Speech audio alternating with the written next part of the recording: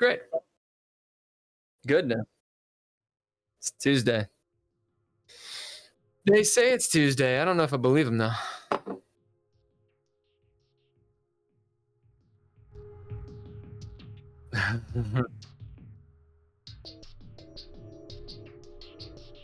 Right. It is.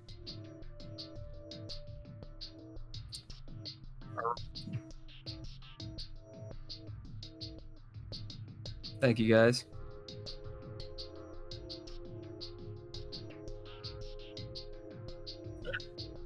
Bring the sex.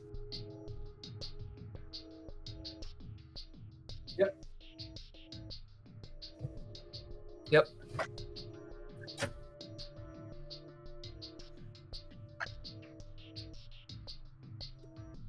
That's right. We've been talking about this watch party for a minute.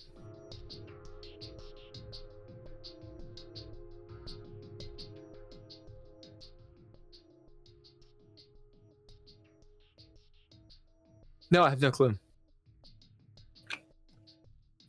I have no idea what we're talking about. But I never do. I never do. I wing it.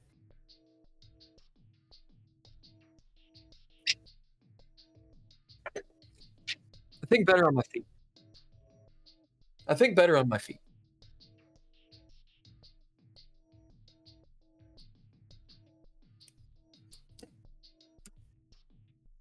Uh-oh.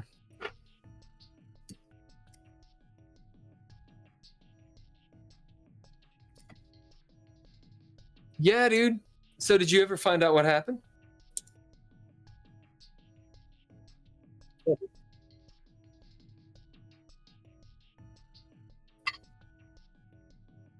Yep.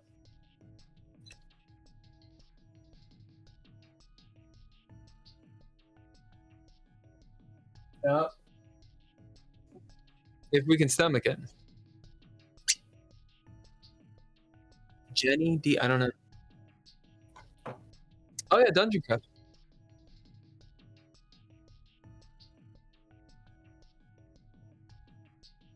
Uh-huh. Yeah.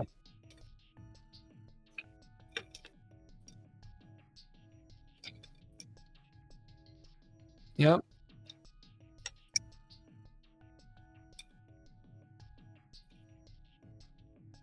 Well, you mean D&D or you mean Tolkien? We should. Yeah.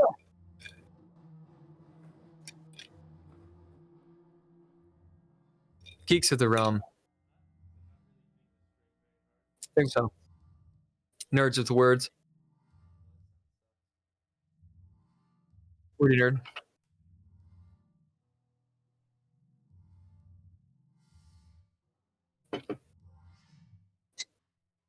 No. We're not talking about cybersecurity at all.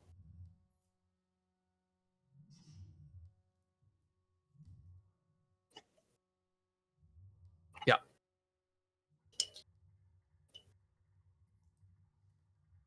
What?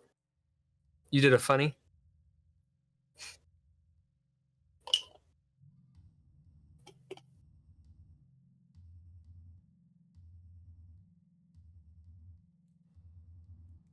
This is an old fashioned. This is an old fashioned. It's got the maraschino cherry, which I'm almost out of. Orange slices in there. Expressed using Knob Creek. No, I'm using Elijah Craig. Wherever it is. Out here. Oh. What's the one? Is that Pinot Noir? It looks like a Pinot. Yeah. Yeah.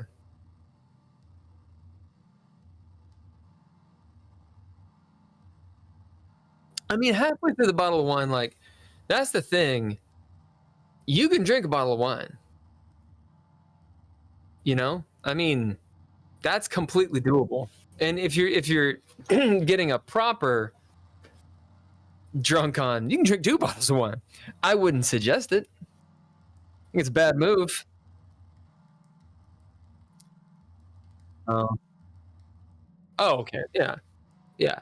I by myself in one sitting of playing chess or running a game, I think half a bottle to a bottle is perfectly fine. Some people say if you open a bottle of wine, you better finish it.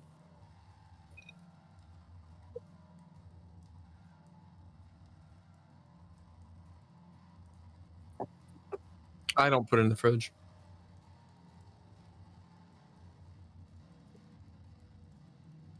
Yeah, but then you accidentally leave it in the fridge, and then it's like 3 months later, and you're like, "Hey, you can use it for cooking, though."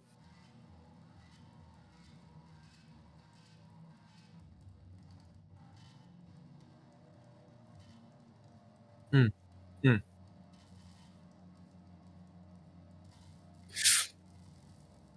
My lady friend came over, and she was like, and we were talking. I was like, "Hey, look, I bought some steaks. I bought some various bits and pieces. Let's cook." And she's very good at cooking, so I had her cook the steak, and I cooked the vegetables. There's a point where she's like, "Oh, do you have any thyme?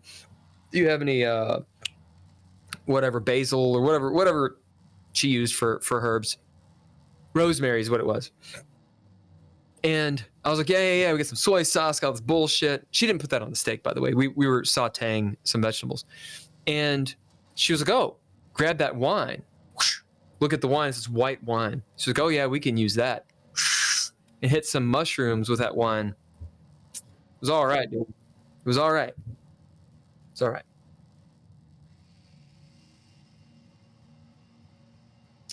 You just said you didn't know what you're talking about. And here you are throwing out words like reductions. Y'all reducing me.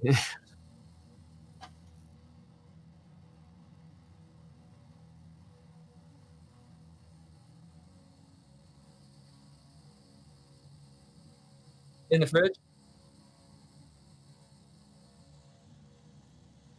I don't know. I wonder if you could. You're probably putting too much in.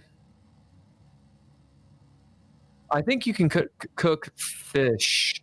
Well, I've cooked fish in red wine, and honestly, now that I think about it, I probably should have used white because it stains it. It was good though. Make a sauce out of it, I think. You know. Okay, that's enough about wine. Hopefully, anyone who's listening or watching, what are you drinking? We would love to know because that's what we do in our spare time. Yeah. What are we doing tonight, Ken? I know. We'll throw it up there.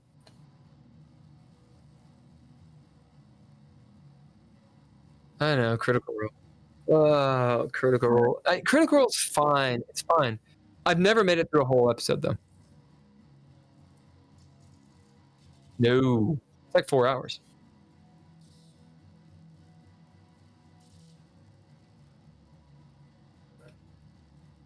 Yeah.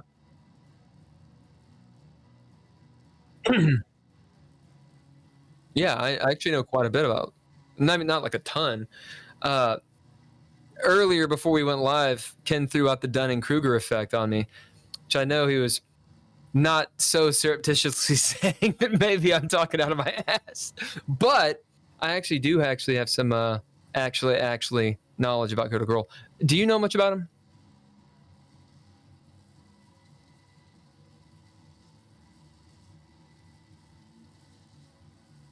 Marisha Ray.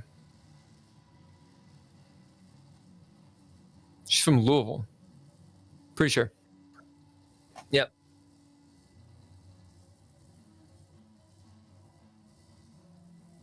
If you got away from that real quick. Not really. It's pretty wild. That is cool. Yeah,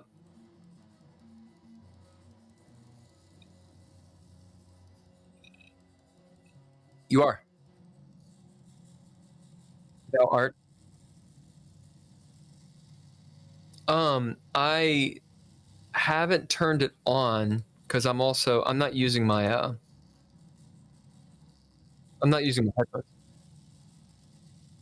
I can hear it. I can hear it. I'll just mute.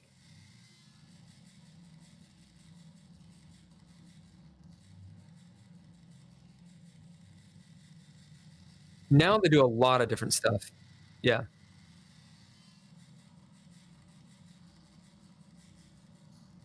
Right.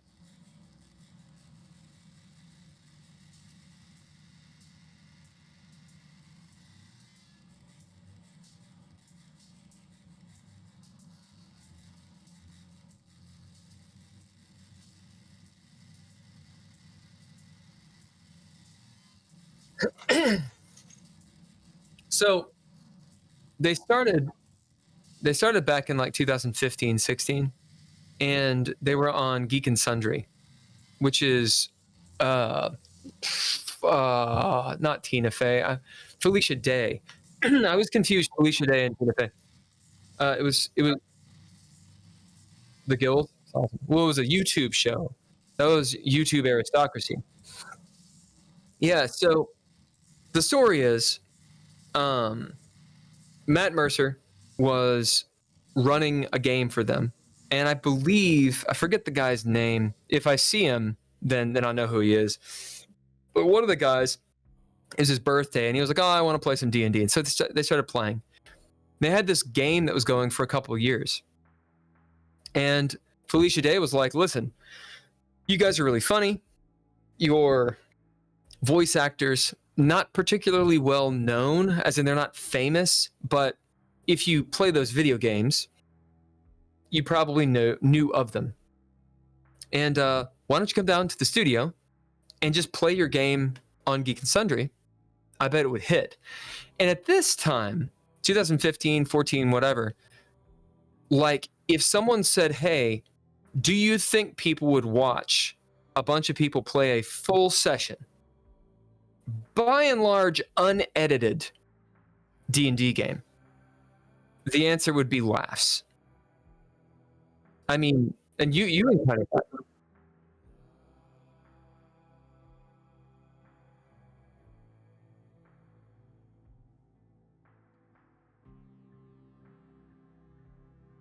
Mm.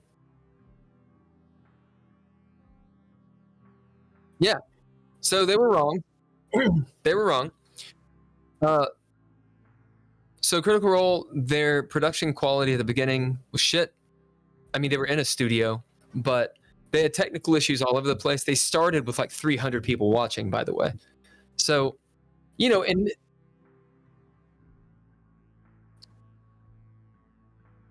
so here's the thing. I'm kind of getting to that. I don't know if it's still on there or not, because they are no longer with Geek and Sundry. So what happened was they started getting really popular and being like, "Wait a minute, this is actually hitting. Like, this is actually starting to blow up." And insert all kinds of like wild drama. One of the original guys, there's a whole slew of drama that went down with him, which the people that are, I think they're called critters or critties. It's like Swifties, but for Critical Role. Like, they don't talk about it anymore because the cast was like, "Hey, listen, don't talk about it. We're not." Basically, you'll get banned from the forum if you do, and we're just letting it lie. All kinds of stuff, in-game drama, whatever. Um, and people that were watching it followed all of that. It's actually kind of interesting. It in a weird way, it reminded me of the real world. Just to date myself a little bit, because there was this real life element to these real people that are passionately playing this game and telling a story, and they're good at telling the story. And Matt Mercer is a very good DM, at least in terms of Dungeons and Dragons, and he's a very good storyteller. So D&D gets popular in a way that it's never gotten popular. Arguably is the reason that there was a Dungeons and Dragons movie. Arguably. Yeah, Critical Role is, yeah, but they sucked. And not like this.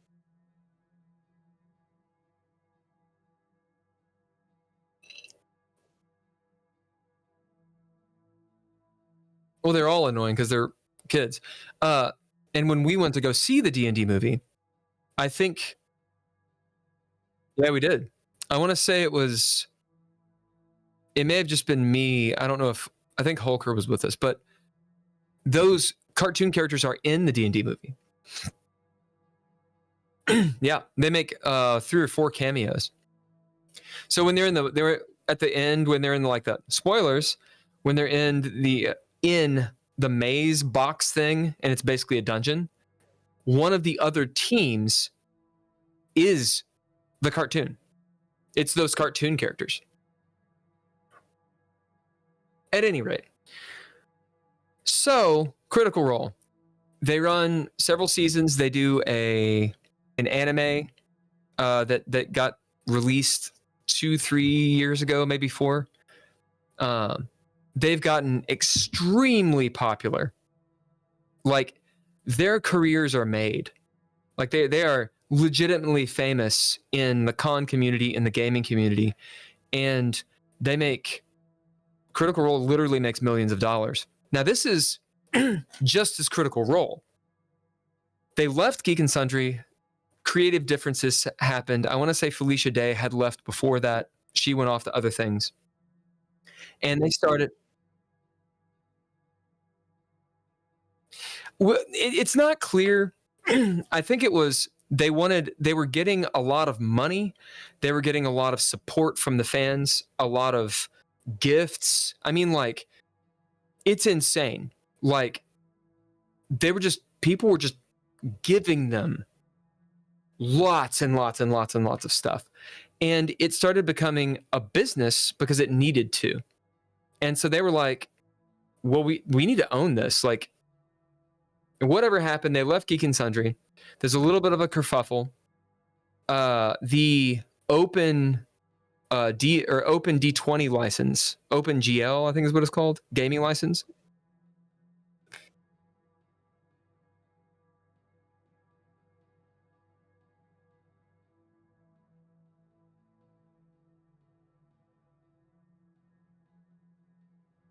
Oh, it's not surprising.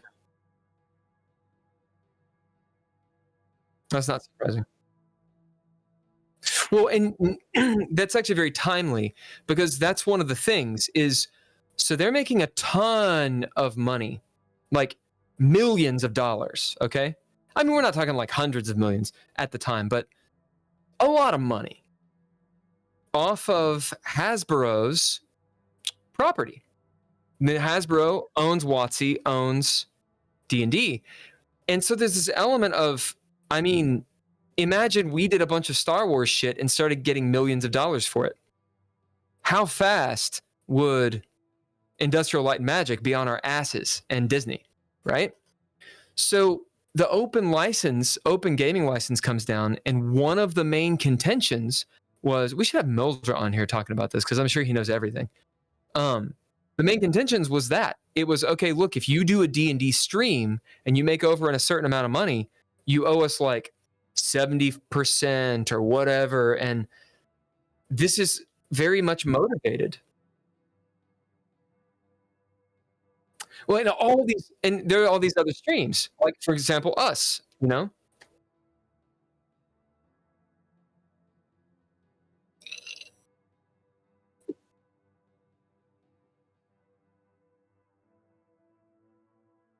No one can hear you.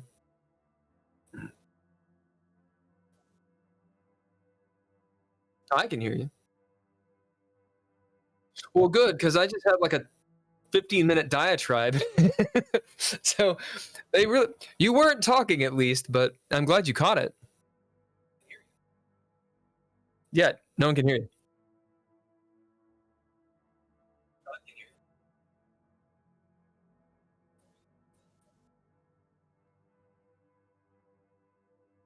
You want me to mic you again? I have the mic set up. OBS is okay.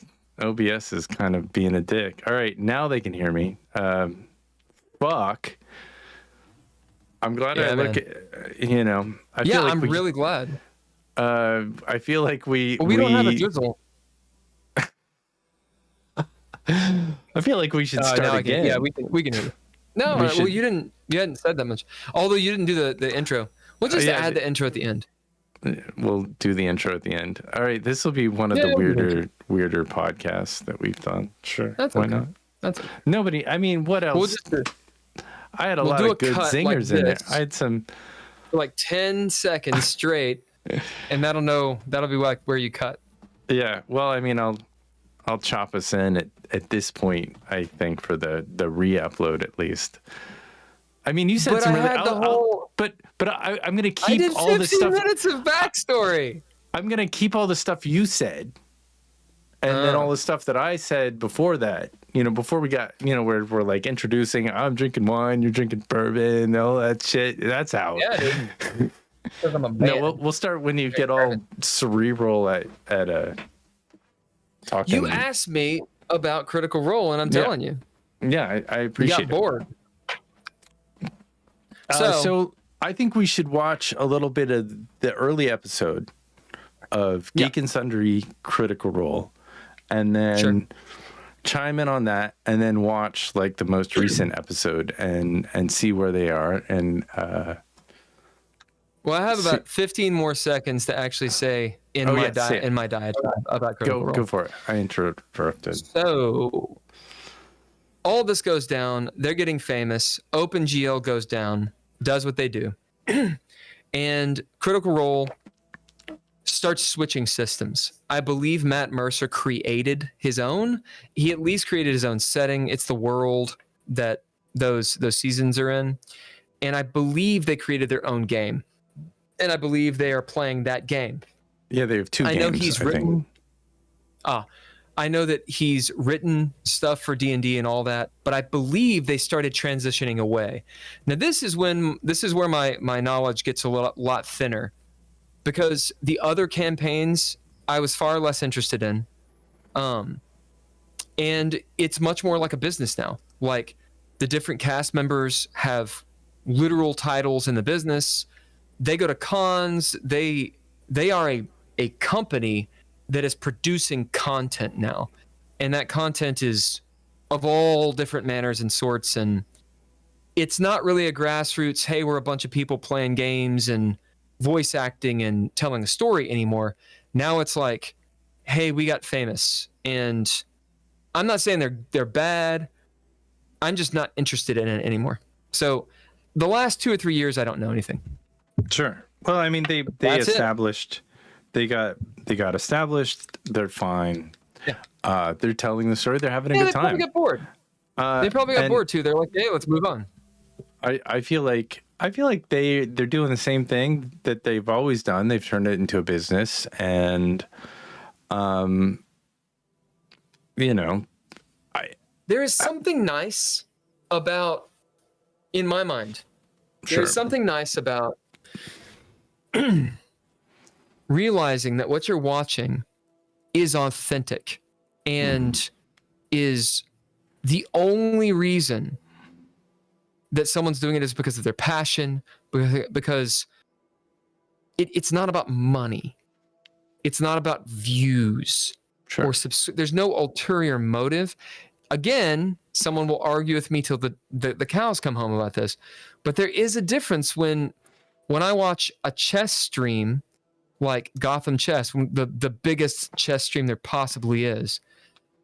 And I like Gotham. But there's a point where it's like, that dude knows he's famous. He says it. And it doesn't seem very authentic sometimes. Whereas when I see one of these other chess streamers, they're doing it for the views. They're trying to build their channel and all these things. But there's this element of that's just a person.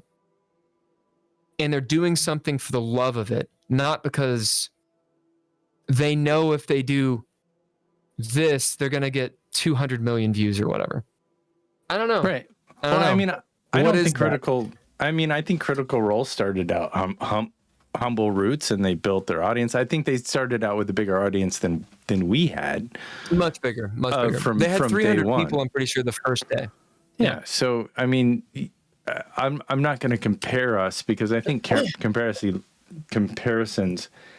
lead to jealousy and some really silly stuff. But I think they're basically the show that they were without much change when they started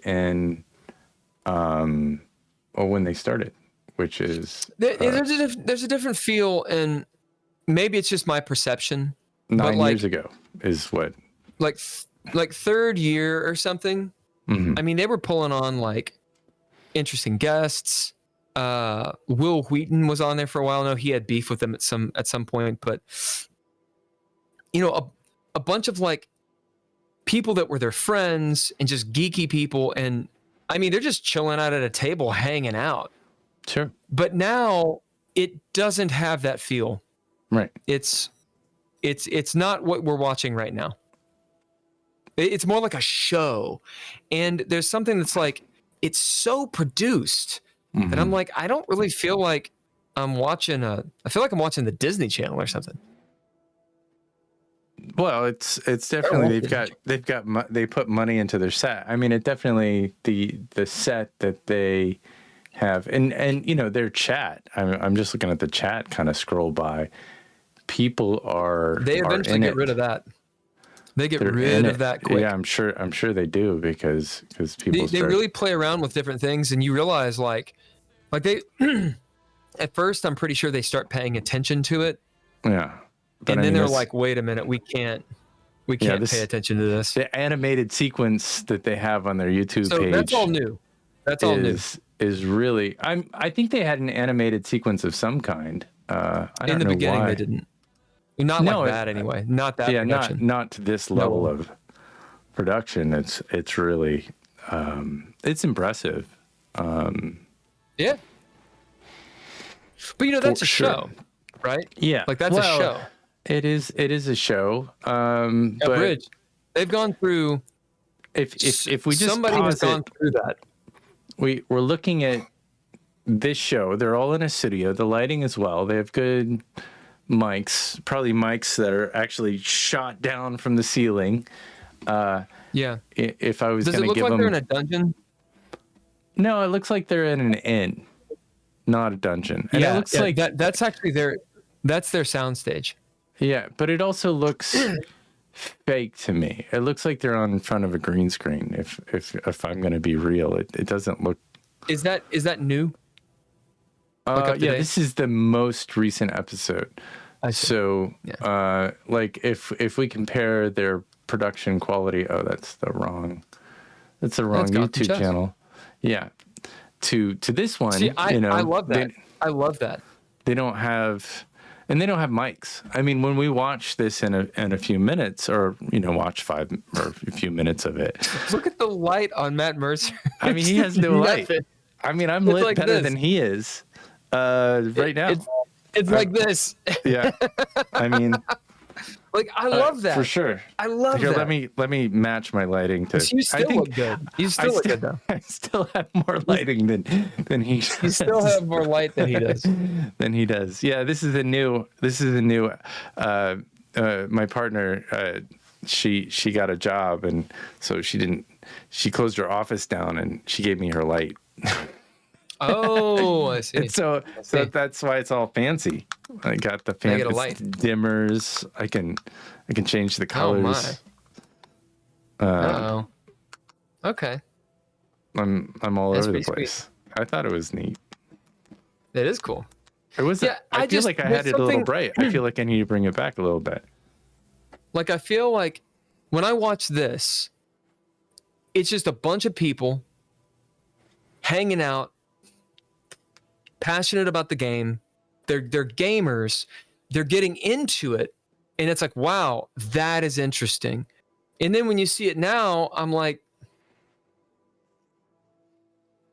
it's like when you go see one of your favorite bands. I don't know, maybe no one has the same thing, but like, I remember when I saw Green Day. Okay, I like Green Day. Okay. When I saw Green Day, they're a little bit before my time, right? I mean, I grew up with Green Day, but I was a kid when they came out. Like, I was very, very young. So when I got to see them as an adult, they were ancient. They were in their 30s. Sure. And, middle, late 30s. Wow. And I remember thinking, so we saw him in Detroit, and I remember thinking, I wonder if, like, they're going to be so commercial, because they've been at this for like 15 years, 20 years.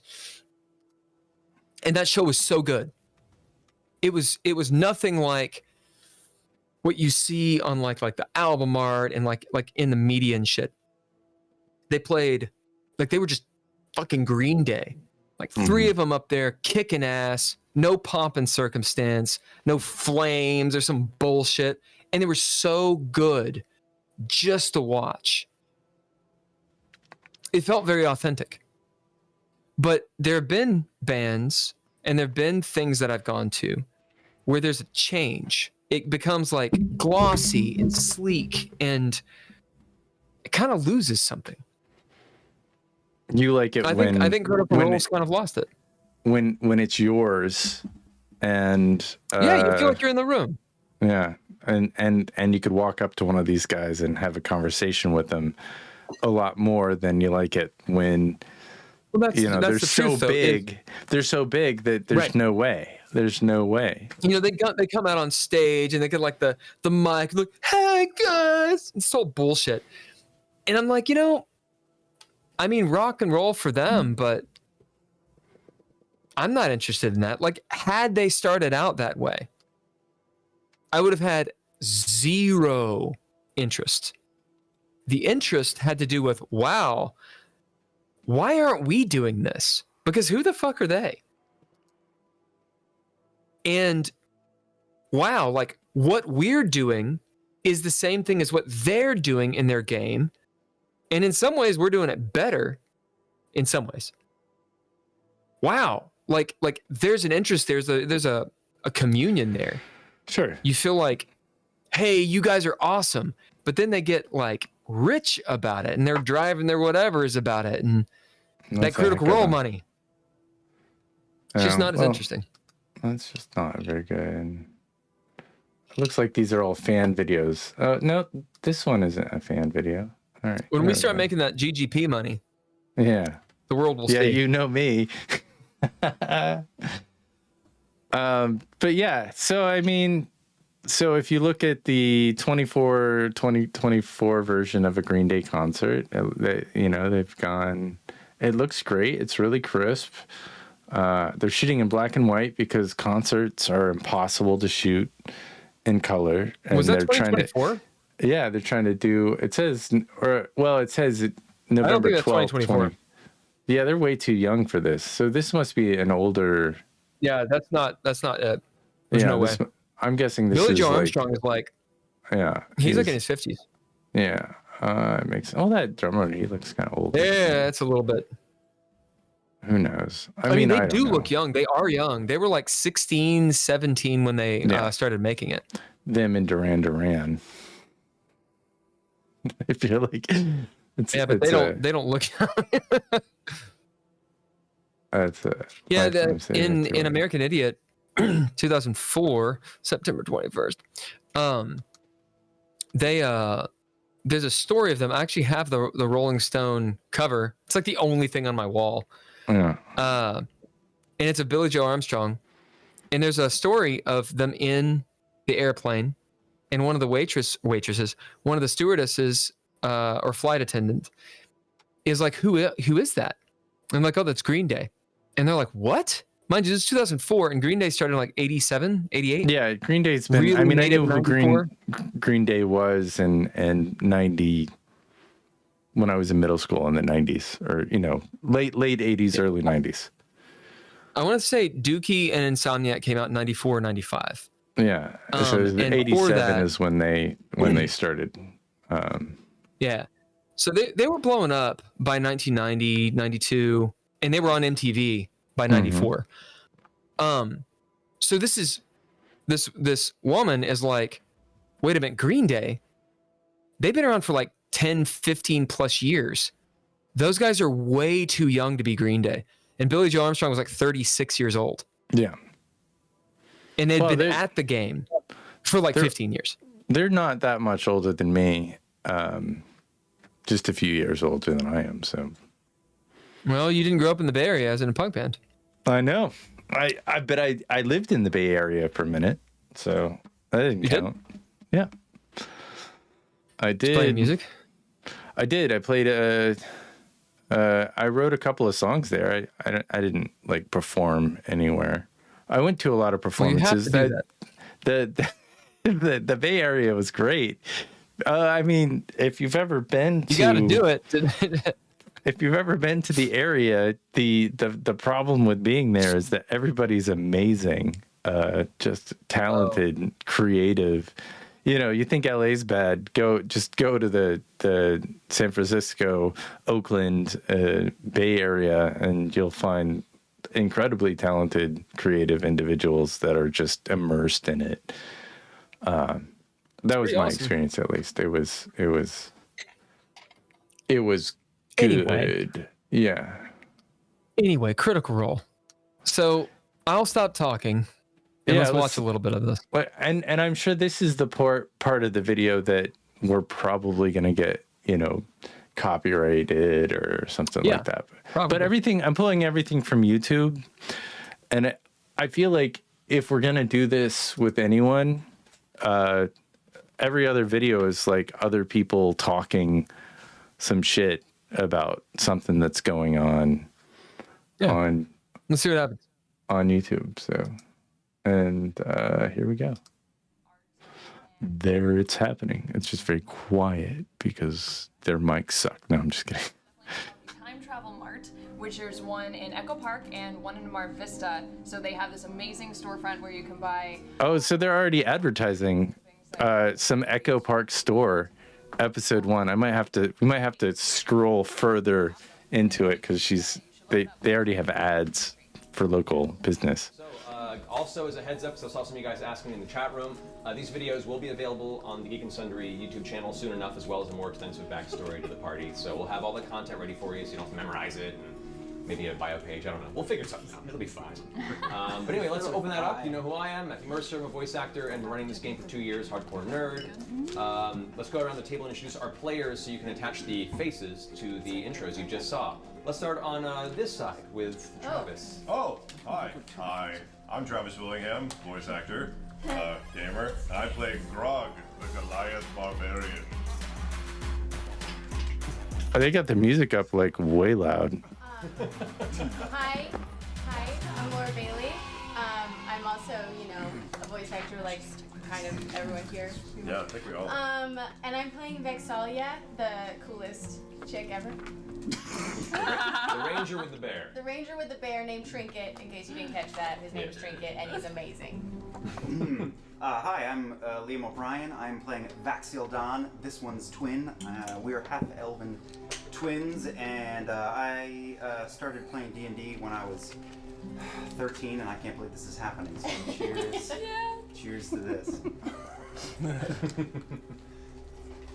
So I'm pretty sure that's the dude that they started the game for. And I have been The Liam O'Brien is they started the game because of him. my black clothing a lot of Vampire the Masquerade when I was a teenager. There was a problem. And the guy that kind of looks like me, if I did crack, I think that was the one that had the scandal. I am Keyleth, the druid from the tribe of the Arashari, and I am a half-elven No, you're an elf. person. No, half-elf. Half elf? Yeah, come on, man. Half-elf since day You have a lot of one. half-elves. Yeah, we do. Yeah, half-elf. I misunderstood. Yes, and yeah, you can see me shooting lightning and turning into awesome animals. Yeah. All right. Hi. Hi. Hey, everybody. I'm Miranda Caba. I'm also a voice actor, and I do things. Oh, I'm Marisha Ray, by the way. Did Yeah. I say that? Yeah, you Okay, Just I'm in case. Marisha. Keyleth is Just in Marisha case. Ray. Let Ryan have his moment. Don't try and break No, it's our moment. There you go. All right. And I'm Tiberius, the awesome sorcerer. Dragonborn. So Dragonborn. Yeah. That's right. And I'm Sam Riegel, a voice actor and stuff. And my character is Scanlan Shortheart, the gnome. I mean, they're getting love from the very beginning. It's very tiny. It's hard to see. Well, I can that's the thing is we left off. Just like what they're doing right now. completed Yeah. is so discordant, no pun intended. It's just what we do. Human civilization of Tal'Dorei. Like, there's no difference. There's also another girl. There's a blonde girl who's an actor, who's actually like been in a lot of really cool stuff, and she joins them. I don't know why she's not with them. Maybe she wasn't in the game yet. She was kind of in and out. I think they replaced that one guy. Orion, yeah, they do. Yeah, he. The long and the short of what happened with him. In party politics, as in that he was kind of like one of those players that tends to kind of work against the rest of the group. And the Katrina? Just a little bit, not like Katrina though, because Andrea will still talk about it. We still like playing with her. Yeah. The thing is that like when that turns a little bit toxic, and he was starting to rub people the wrong way from what I understand, like especially like fans, because he just kind of, there's a few moments that his character just, you can tell he's fixated on something, and it's really not what the game's about. But that wasn't the problem. The problem was in the background, he got really sick. I don't know if it was cancer. I'm not sure exactly what it was, but he got really sick, like life-threatening sick, and started stealing money. And it's this thing that it's kind of hush-hushed. You have to put it together, but he got involved in a scandal. And yeah, essentially. Basically, Matt Mercer / the group was like, you got to go. Yeah. So they were very diplomatic about it. And they were even diplomatic. Matt Mercer was very diplomatic about it in the actual game with Orion's character, Tiberius. Like, he didn't just nuke his character or something. His character had a send-off, but I don't think Orion was there. Yeah. And Orion did an apology and all these things, but he kind of screwed up his reputation. And what sucks for him, like I actually mean this, like in a very unfortunate way, is Critical Role was starting to get famous. They were starting to get some actual traction, some money. They were realizing, wait a minute, we actually have something. Finally, us voice actors who are kind of doing this and that are getting somewhere. And that's when all this went down. So Orion, he's out. Fell off the bus. Yeah, he's out. So he lost at the pinnacle of when, these guys are making millions of dollars at this point. Like I think I had it up like it was 10 million or something is what they're doing. Right before that. Before they actually made like critical mass, no pun intended, and like became something. He just screwed up, man. He screwed up hard. Sure. They say everything's cool with him, but like, you'll never see him on there. Yeah, clearly not. I mean, the everything went the way that it did, and it's hard to get past that. I mean, I know that there's a lot of emotion and energy, and I think we'll talk about this in a little bit when we get to one of the other videos, because I think it's kind of interesting. If we get that far, we might not get. We might be just stuck in Critical Role land, but it really should be a fun experience. I think first and foremost, the playing of role-playing games needs to be, and I think I've said this from the beginning, almost therapeutic. It is your chance to let your guard down and be and say and do things and have a little respite away from your current situation. And it sounds like, that he was, you said his name was Ryan. Orion Akaba. Orion Akaba. It sounds like he was going through some real shit, and Yeah, he was going through a bunch of shit. He's actually our age too. Yeah. I think they're all about our age. I feel like I'm older or younger. I mean, I think I'm older than everybody there, but Looking for a place to stay? Isn't that right? Yeah, I mean, in 2017, he tweeted, "Have a good game, guys. Tiberius Stormwind's spirit fights alongside you." So, Nice. spoilers, Orion's character, Tiberius, they deal with him. And it's a pretty emotional episode from what I remember, literally for the cast because of all that's gone down, Right. When I started watching Critical Role, I actually was confused because I don't think I'd seen any episodes until they had their own YouTube station. So I was like, why are you starting it? And I felt like they were doing it on at home and it wasn't recorded, but it looks like I could go back and watch the first episodes. And if you see the cartoon, The Legend of Vox Machina, I think it takes place after clearly this guy is out. I'm pretty sure he's not in. He might be in Vox Machina, but I don't think he is. I don't think he is. He was in 27 episodes of the first season of the literal show, and then was out. All right, so maybe they're into some gameplay at this point. You want to give them a chance? Yeah. That's all she does. All right. Yep. It's a nervous tick, really. Yeah, it's a feat sheet. You progress to the western side of the Craghammer rotation as you kind of curl around the central platform, making your way eventually to the outside of this rather large central tavern inn. As you walk up, you can hear music playing. You can hear laughter and boastful cheer. You could hear some arguments in the distance. You can hear it from a good 2-3 buildings away. This is definitely a central social environment here in Craghammer. As you walk inside, let me get some proper tavern music here for you. Oh. Smells in here. Indeed. Some loud, boisterous drinks being clinked together. As you walk in, the first thing that catches you is the scent of stale alcohol and what smells like smoked wood of some kind. Yes! There are tables, most of them in decent condition, but some of them half broken and repaired, probably for some previous encounter in the bar. In the center of the room, there looks to be a not currently in use, specifically built brawling circle. It's about maybe about 30 feet by 20 feet. It's more of an oval, and it's not in use An currently. octagon? Essentially. How high is the ceiling? Can Grog fit in here? The ceiling actually is considered vaulted ceilings for dwarves, so it runs at about 7 feet. For Grog, it's an uncomfortable, almost scratching your head across the top.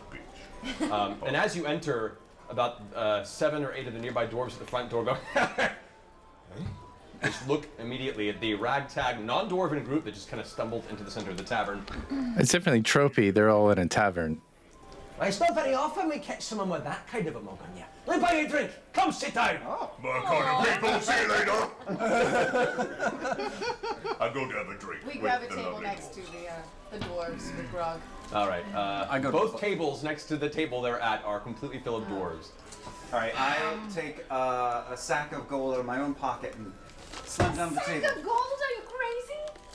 Gentlemen and ladies and gentlemen, we are traveling from far away. We've just arrived from Iman.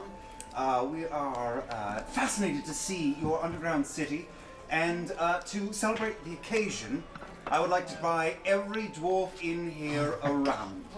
Bartender! The music stops. The conversation stops. All dwarven eyes turn to the table, and they all turn to a single dwarven woman at the back who's behind one of the bars, who has a towel over one arm, and she's kind of frantically looking around. She's staring confused at you, and all eyes are on her, and she goes, "Well, it's about time someone around here had some generosity. Certainly, pay up front drinks around on this half-elfin gentleman. Let's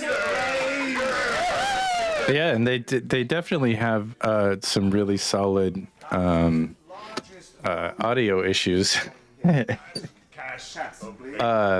Which I think, when we get to the newer version, one of the things I noticed about this version, something that we could improve about in our game, is that there is a camaraderie that they have and a lot of energy. It's a high energy. Everybody's invested and moving around and just having a really great time.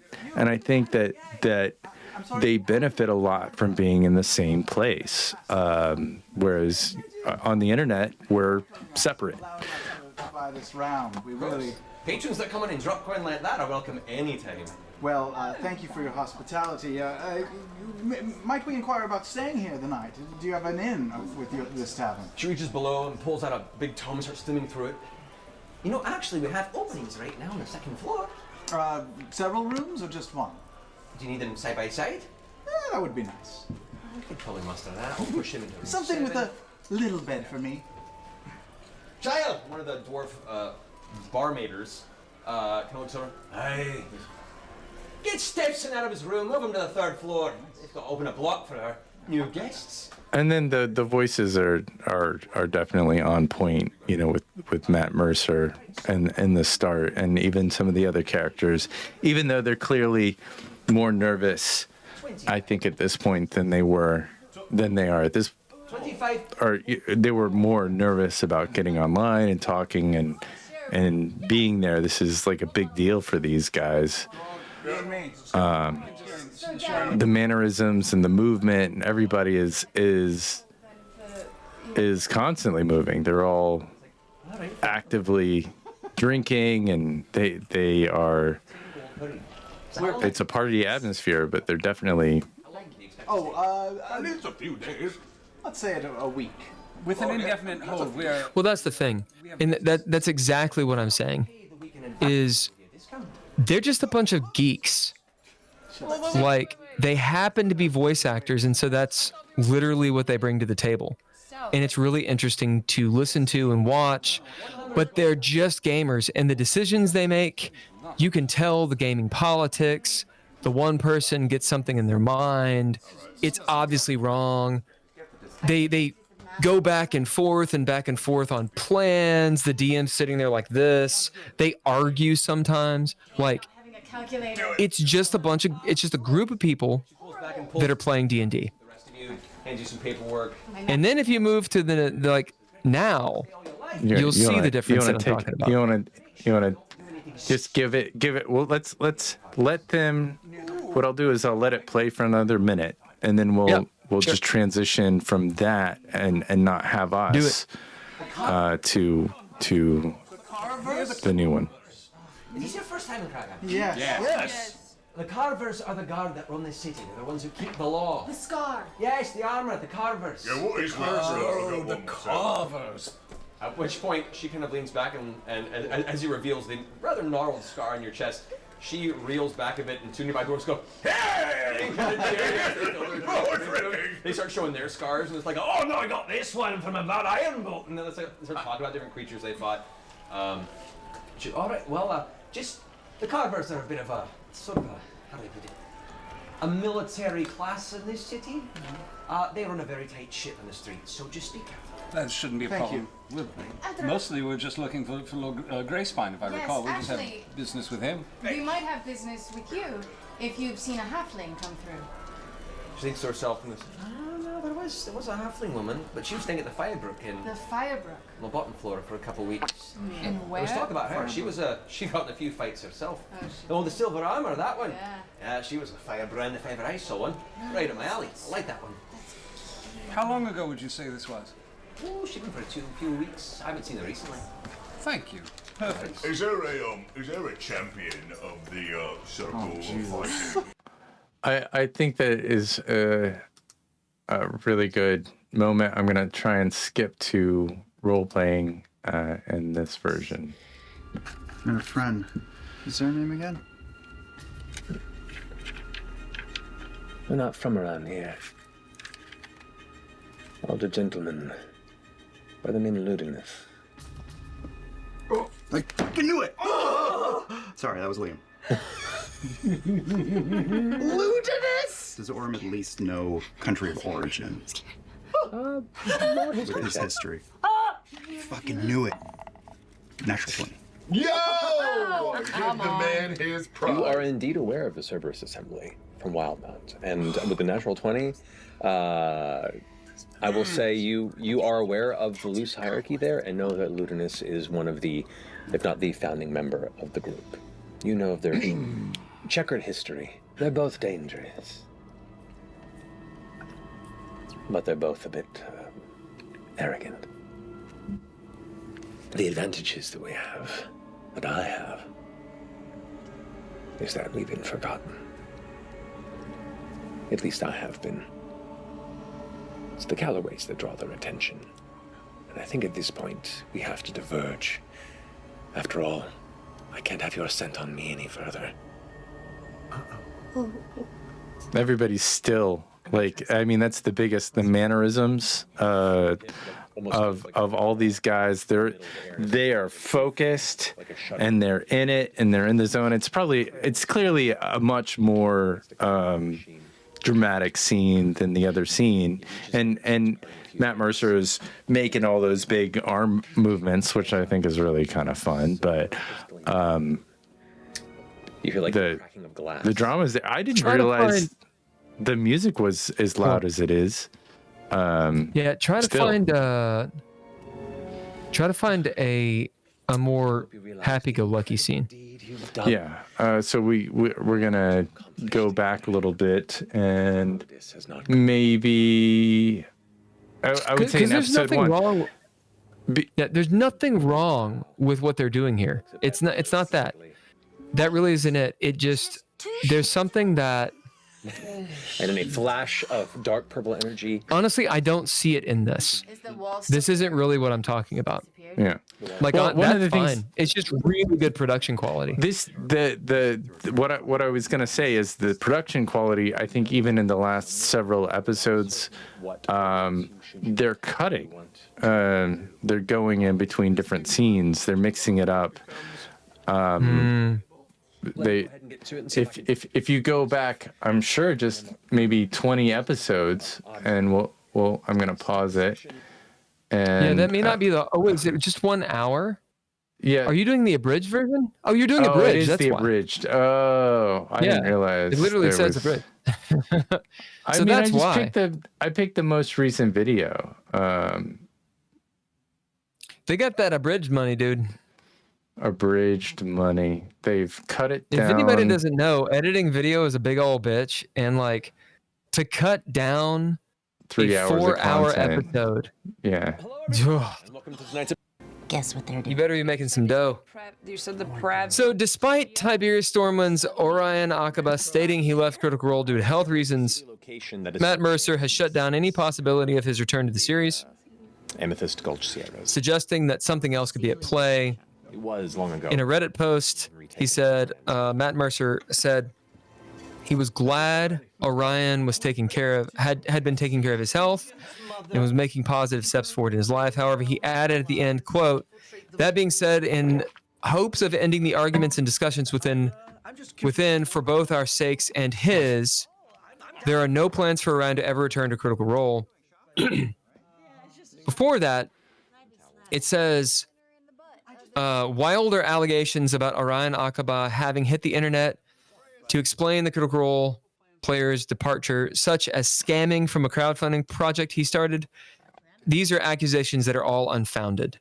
So I don't want to throw dirt on the dude. No one really knows what the deal is. Whether he was cheating, that was one of the allegations. A lot of the fans were watching, and players were like checking his roles. It's all allegations, but something happened. Orion says he had health issues and he left. There's all these accusations. And the thing is, this is far be it from me to disparage how they're dealing with their business. But the thing is, they won't say what happened. Yeah, it's kind of weird. And so there's this element of, okay. And the thing is, in the Reddit, in any of the forums that are actually like official Critical Role stuff, it literally says, do not mention Tiberius Stormwind or Orion Akaba, or else you'll just be deleted and banned. Yeah. Like, don't mention it. And they say that because there's hot definitely discussion, but it's like, you know, there's definitely bad people want to know. blood. It's bad blood. Something. I mean, it's up to them. Something is up. I mean, when you have your own business, you can do whatever you want. Truth. One But if of you're making the money things, off of it, then somebody gets to say. yeah, I mean, people get fired all the time. He true. was different. He's kind of different than these guys. If you look He at is. him, He's a little more sullen, a little more cerebral. He's definitely has some mannerisms that are different, and his acting is over the top, and you know, he got flustered in that little bit of question, and maybe he never calmed down. I mean, it's difficult doing this stuff in real time.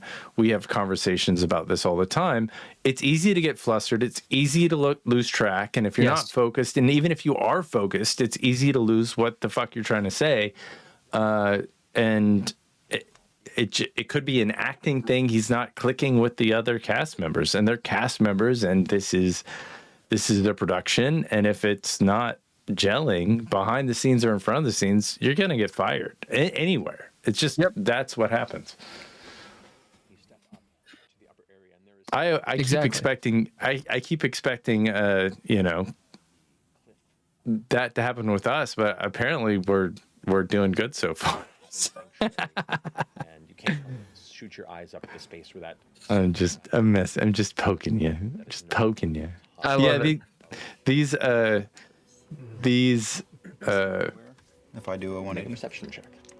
34. Yeah, they're rolling a lot. They're critically rolling a lot. There's a lot of rolling. They are. 24. You do not.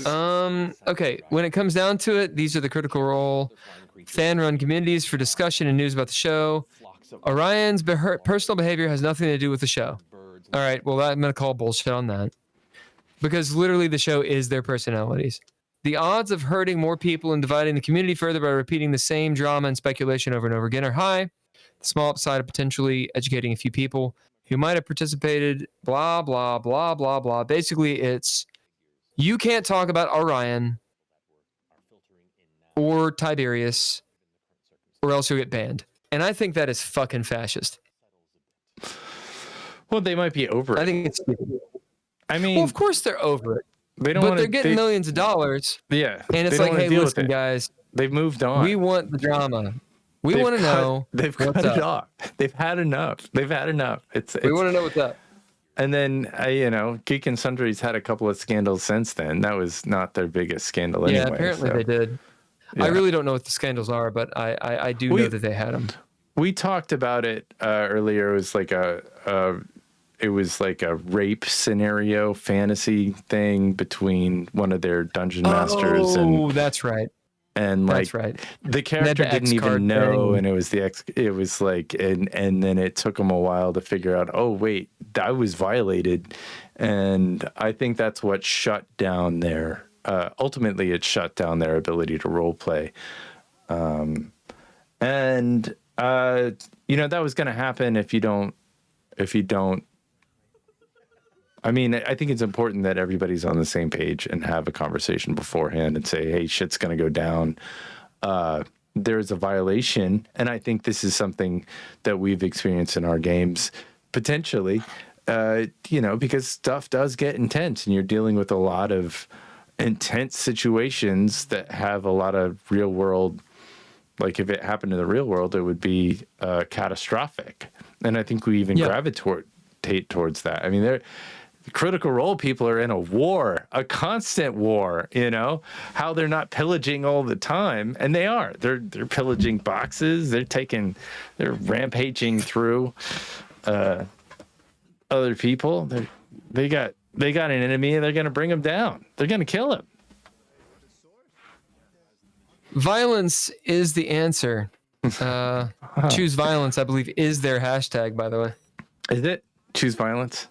Yeah, choose violence. Yeah, right. So, I mean, and that's something I've noticed in role playing games with you and even on other one shots. Players are super fast. I want to fucking fight. You know, hardcore. When can we fight? When I want to roll. Like, I don't like this guy for no reason. I want to fight him right now. That's a common thing, man. Someone gets bored. And I mean, it's a trope. It's a trope with certain players that you can tell someone's bored because they're like, cool, I shoot it. I stab it.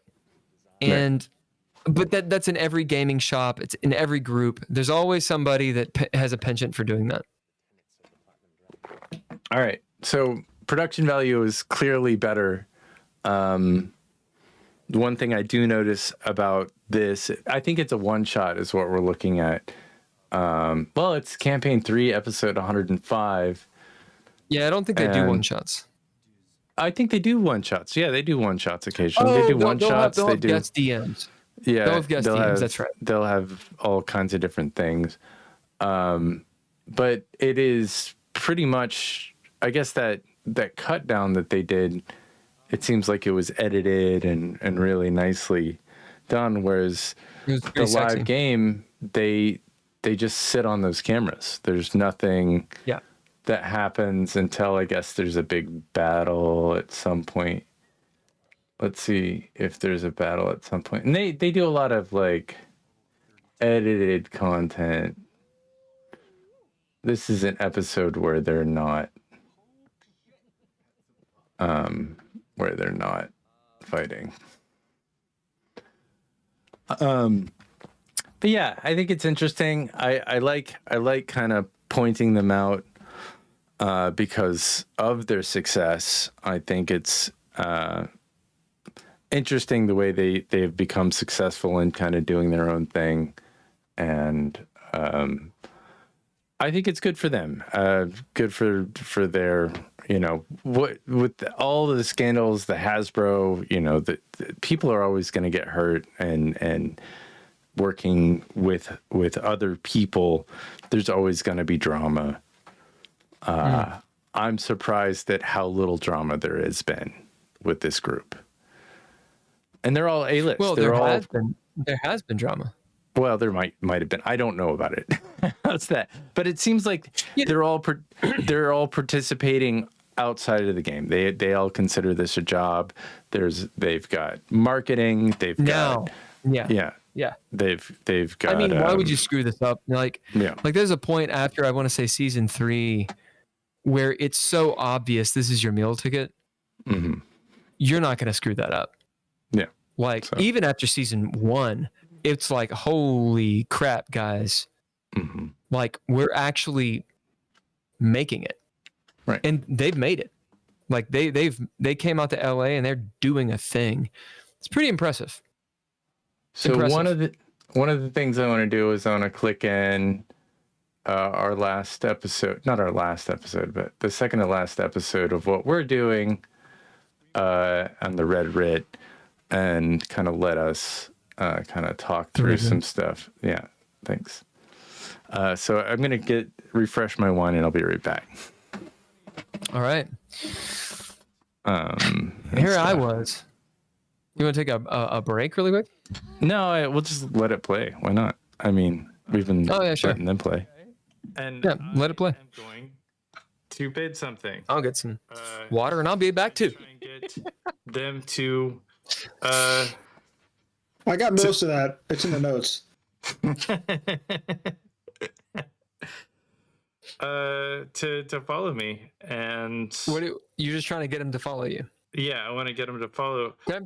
And I'm gonna bid mind over matter to hopefully have the charisma have distracted them enough. Eternal life is this way. Follow me or die poor. All right, roll a d6. Tell me it's a 1. I'm also going to tell Mariah to watch our backs. Mariah will turn around. She's like, hell yeah. Nord, as you see these 10, I don't want to be poor. Oh God, not like those people. As 10 of them are kind of following you, doing what you want. You notice that Simon is creeping up behind one of the people that's on their butts.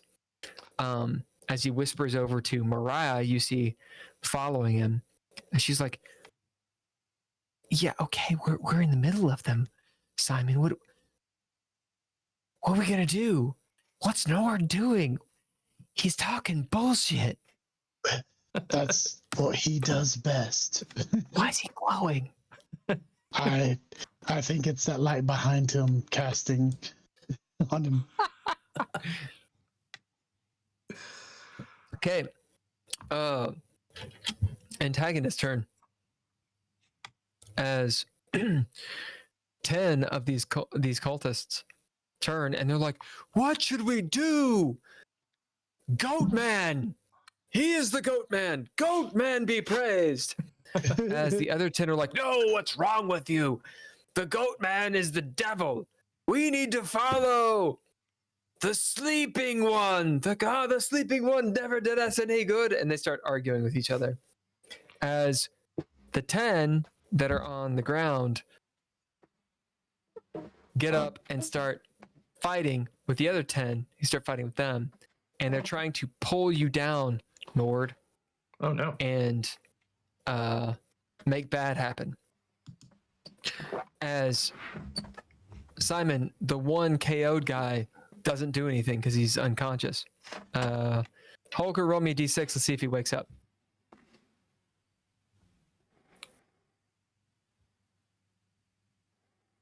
3. He doesn't. He's like out, slapjacked. Mariah says, "These people are crazy," to you, Simon. That's why I'm trying to knock them all out.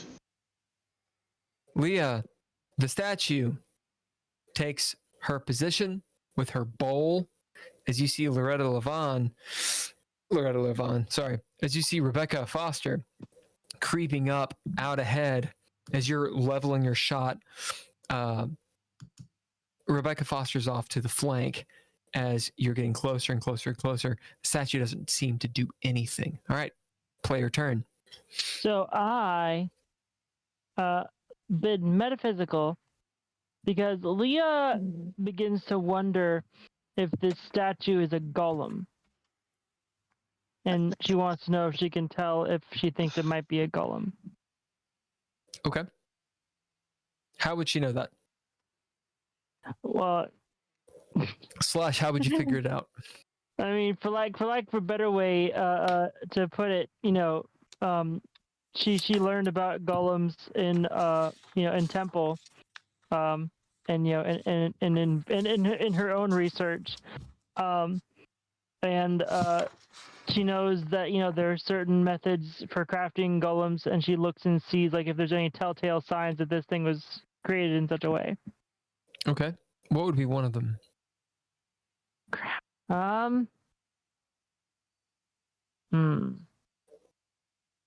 Usually, to my best understanding, golems have a core of some sort. That's sort of like the vessel for the animating energy. So she would look and see if there's anything obvious like that.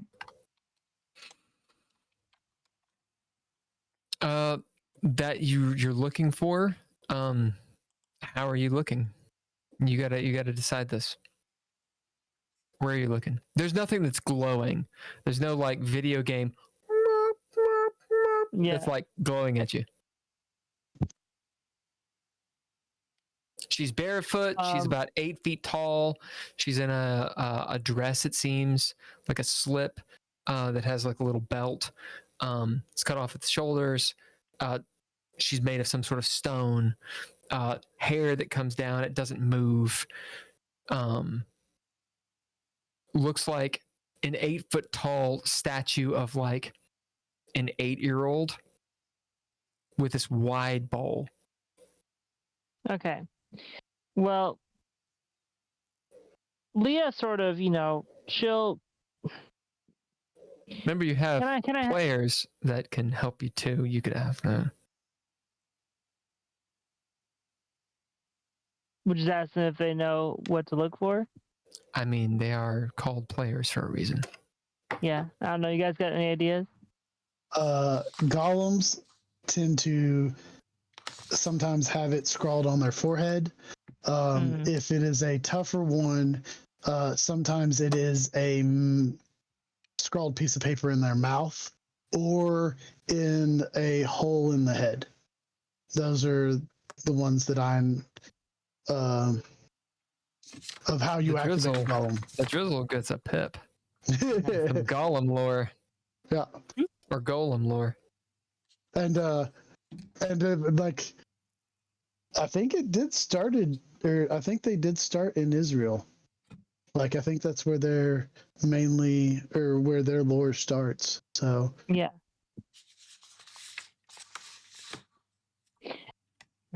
Yeah, because I mean, a stone statue, the mouth would probably be a good place for it, but you know, I don't know how I would check that.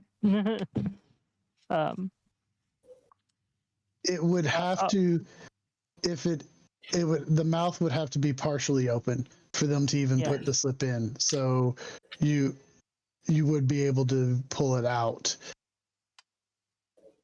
Gotcha. So what do you do? Does her mouth appear to be partly open? No. Okay. Well, what Leah will do, knowing these things, Leah will take aim. Poe with her... would know. By the way. Leah will take aim with her. I think Poe was a character from the their D&D campaign that they did for a number of years, or that Bill and Andrea and Drizzle and Hulker did before I was around, and so that's kind of an inside commentary for that. And tell me if it's one. At Drizzle, Poe would actually know the answer to this because it was always the same for Poe. So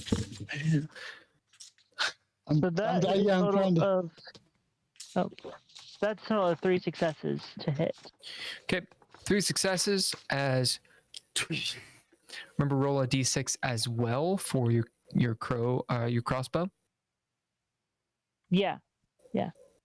Did either one of them roll a 1? No. Okay. All right. Remember, they can give you. Extra you're back. So I'm back. I had a short moment about Poe because I think in this scene you discussed how Poe would know about the golem. Clearly, Andrea forgot about the golem. Why?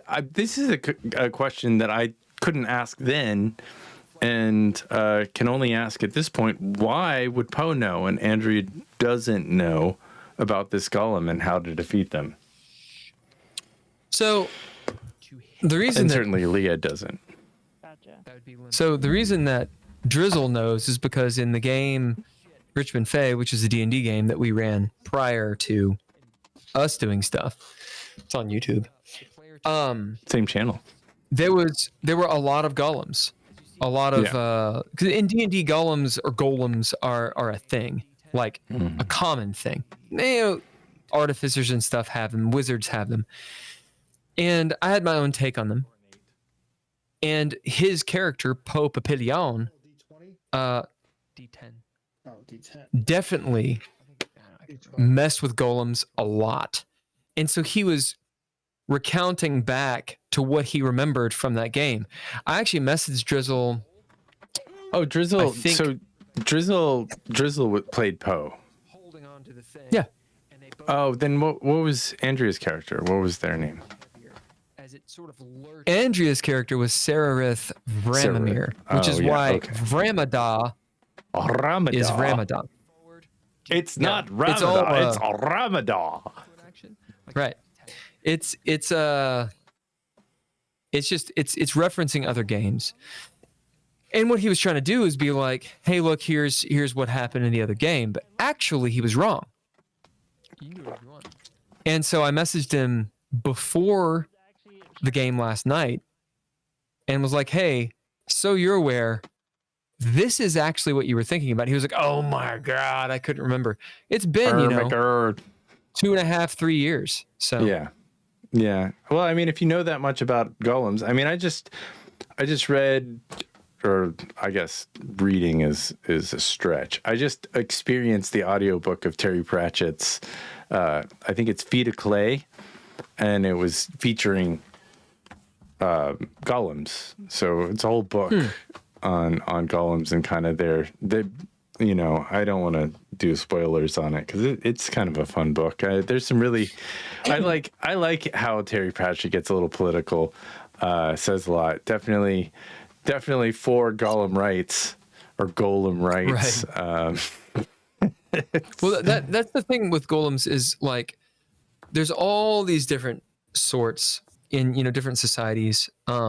It's a Prometheus type thing, you know, stealing the fire from heaven, the fire of life. There's a lot that goes into it. And I subscribe to this idea that a golem, it's imbued with energy and potentially with sentience. But that's actually not a common thing for a golem to be sentient. And then to create a being almost like what's the movie called? It's like Transcendence or something. I think Johnny Depp's in it. Where basically you download yourself into a robot body. And you are essentially a golem. Like, if you can download your consciousness into a cell phone or into a robot body, you're kind of a golem. Yeah. And that's really what you guys are playing with in the Red Red. Huh. Well, I the way that golems were described in Terry Pratchett's book, it was like runic, you know, the clay was sculpted and then there are all these bits of magic runes, and golems were made without mouths, so they couldn't speak. But that was kind of like part of, you know, again, spoiler alert, some of the reasons why they did the things they did. But they were made to do tasks like a sewing machine, and they were thought of as a a tablet or a sewing machine, something that wasn't AI. I feel like we are in the process potentially of having to give our computers time off for R&R if AI gets too much more integrated into our daily lives, you know. We're not there yet, but maybe one day. Maybe one day. But I thought that was a fun moment in the last campaign where you brought up. Yeah, so the golem that you guys ran across, the statue is a golem, or was. And was it sentient? No. It had a task. Yeah. And it did the task. Mm-hmm. Yeah, it just murdered. You know, and there was a way to set it off. There was a way to destroy it, et cetera, et cetera. Yeah. How do you think we did? That was some teamwork, right? Leah did some damage to it. Yeah. No, you guys did well. You know, we're stepping way away from the point of this podcast, but like with Nord just developing those potions kind of on the fly, is that cool or is that not cool? Is that like... Yeah, it's in the rules. It's in the rules to mix with agents. It's just when you mix with agents, as in pre-mixed mixes to create an elixir, it's dirty and chaotic. Yeah. Which is maybe fine. If you want something that's stable, you have to brew it. And you want to use the purest materials. If you mix with agents, it's like you're trying to make a margarita. You can use all the bits and pieces and make a margarita, or you can go to the grocery and get a big plastic jug of margarita mix and add ice and like maybe tequila. And it's not going to be as good. Which one is going to be better? Yeah, it's not going to be as good. That's it. And you can get that same margarita mix at a restaurant these days, because that's how they make margaritas anymore. Even Mexican restaurants, it's all margarita mix now. It's not, nothing is pre-mixed unless you go to the high end. I can think of maybe 2 places that actually do a mix. So when I get a margarita, if I actually want it made well, I'll be like, yo, I'll look at the bar It's very pretentious of me. And I'll be like, yo, could you use the Cointreau or the Grand Marnier instead of the triple sec? Right. Because margaritas have triple sec in them, unless they're not making them right. And the moment that they're like, oh, it's like when you go to a fast food and you're like, yeah, no onions. And they literally have to make your stuff instead of just grab one they've already made and throw it in the microwave. Right. It's the same difference. I don't recommend fast food anymore. Just don't recommend it. I think we should move on. There are a lot of commentators about Dungeons and Dragons, and these guys seem to really get a lot of views on the internet. And I think we should talk about them and kind of do a deep dive into what we're doing about what they do.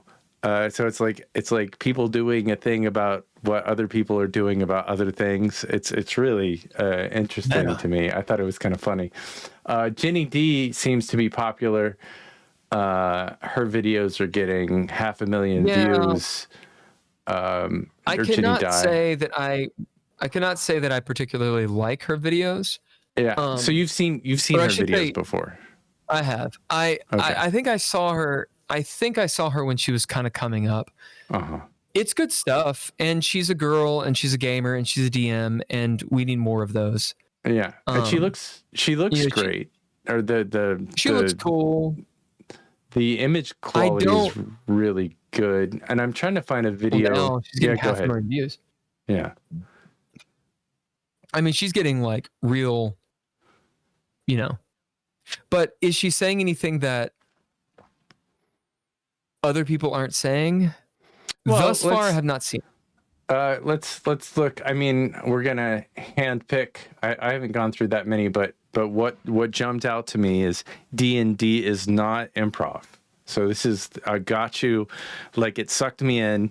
I'm feeling what she's spitting out. I want to disagree with her because I feel like D&D is improv. Do you have any thoughts on that, dude? Yeah, it's clickbait. She's gonna have some point about how it's not improv, and then my guess is she's actually gonna be talking about improv. It'll be like some semantic thing, like, well, technically, it's okay, whatever. But play it. We'll see what happens. All right. Maybe I'm wrong. We'll go deep into this moment. Performance sense. At least our home games aren't. But the act of improvisation is definitely a part of the game, and it's a part that a lot of people. Oh, she immediately like in the first 10 seconds. I'm gonna have to go back because I didn't even get to the volume level fast enough for her to actually say.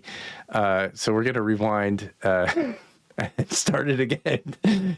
Tabletop games are not improv, in the theatrical performance sense. At least our home games aren't. But the act of improvisation is definitely a part of the game, and it's a part that a lot of people find really difficult. Part of a dungeon master's job is reacting on the spot to the unexpected things that your players do, like using okay, so she literally, it's just clickbait. MLMs. Yeah, so she just disagreed with herself in the first 5 seconds. Within 5 seconds.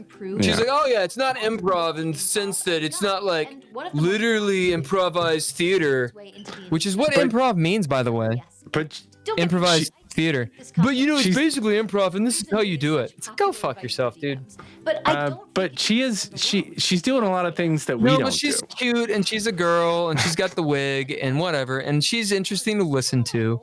Fine. Look, she's got a sword. Fine. How many swords do you have? I mean, we need Drizzle to get swords. Like, she's got a knife too. I mean, I don't have a cute shirt on like that. I'm not trying to hate on this girl. Yeah, I'm not trying to hate on her. No hate.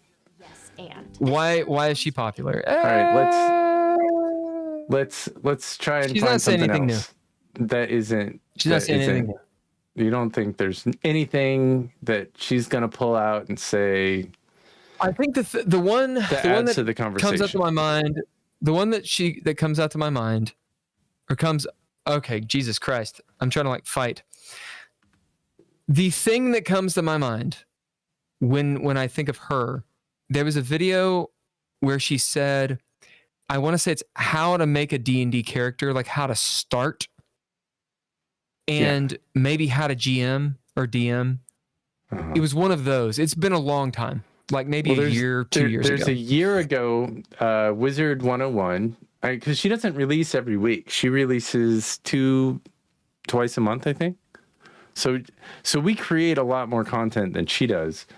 I bet she didn't at first, though. I wonder how she go back to her first things and see what they looked like, because this is when she's popular. These are definitely really polished. So let's see where she started it out. She's popular at this point, and you can't really 10 gauge years it. ago. So she's been doing a long time. Her first video, which is surprising to me, only has 11K views. A lot of times when I find somebody on YouTube that I really like, I'm gonna go back and watch their first video. Of course.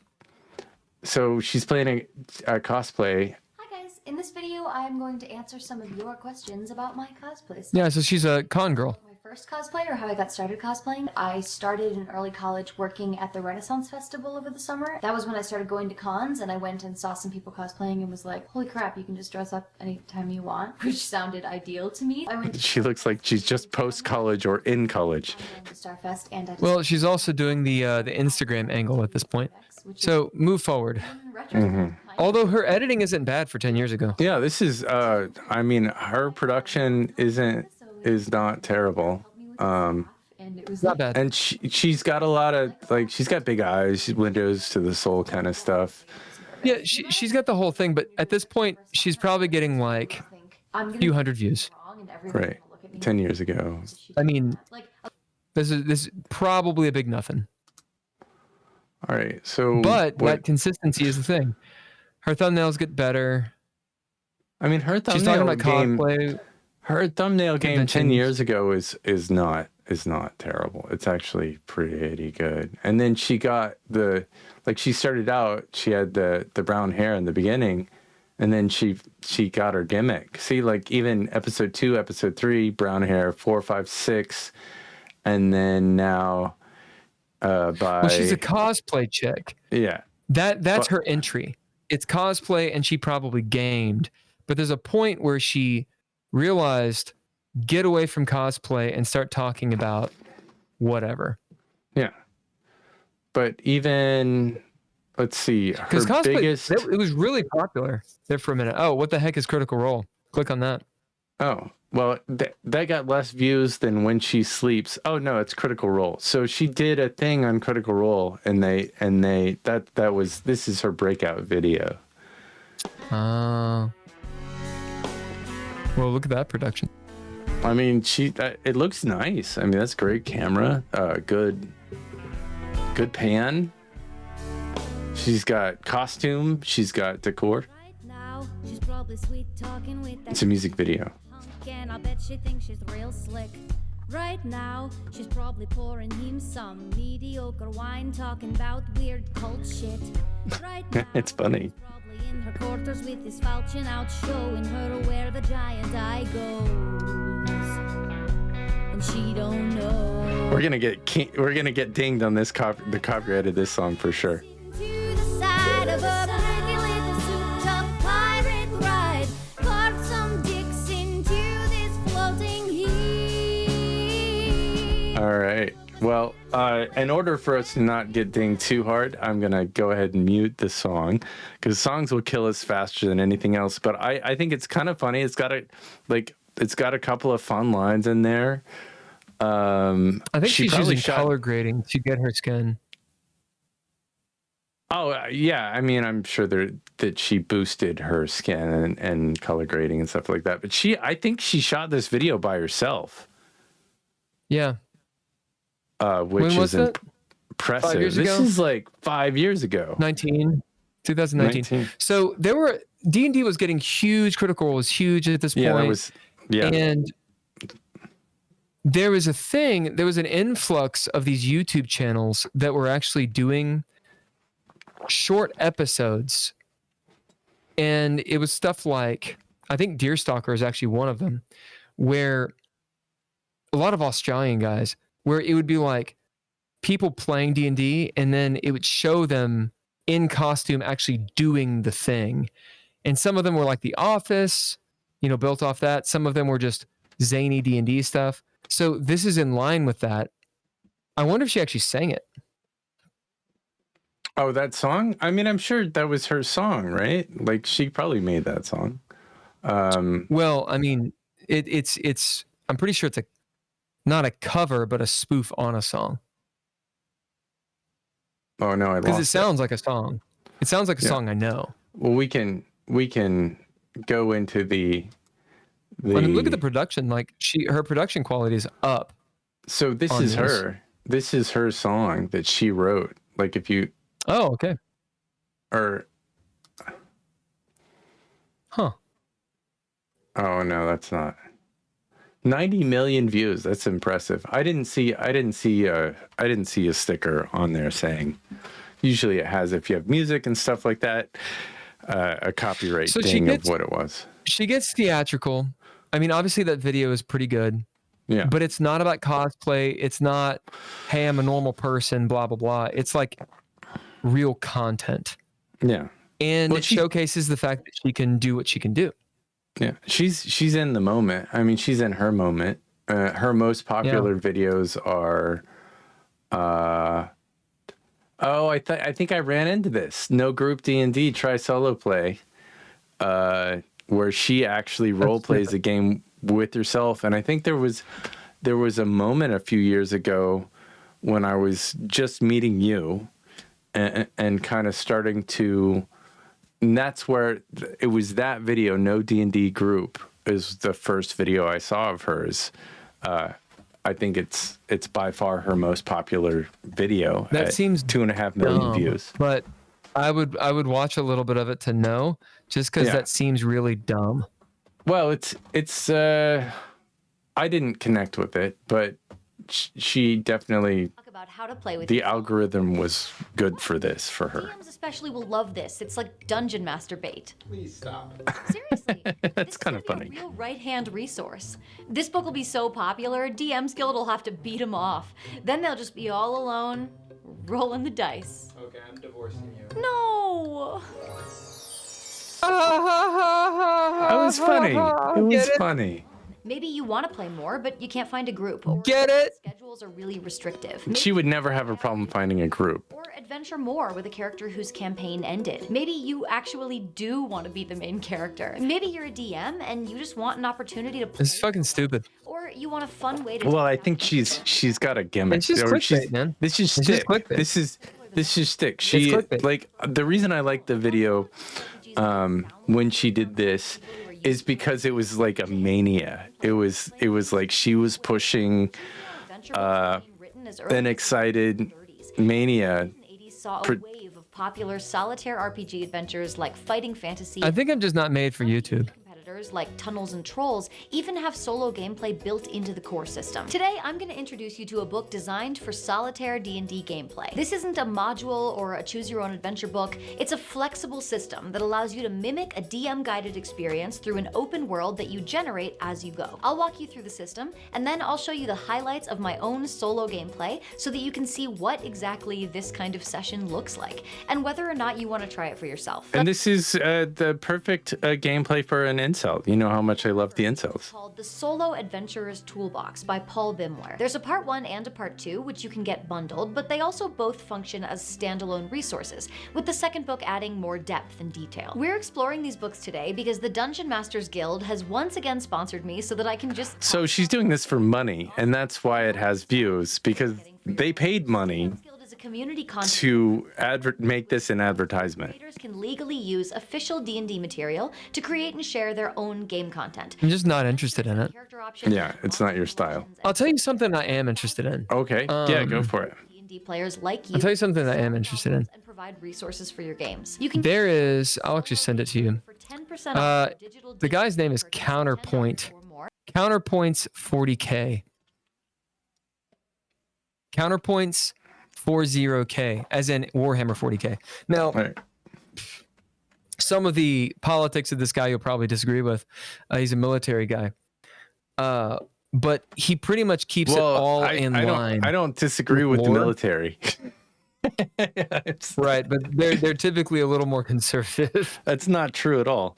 All right, well, we can argue about it at some point. All right, fine. You're right. I'm wrong. I am wrong. No, I am wrong. I just you know you make a blanket statement about anything. It's you know There's always exceptions. There's always exceptions. Always exceptions. Everyone's right. Yeah. I mean, And it's I'm who always you wrong. know. I know it's Never not true. mind. Lord. No, send it to me. Send it to me. Nope. I told you what it was. You get the internet.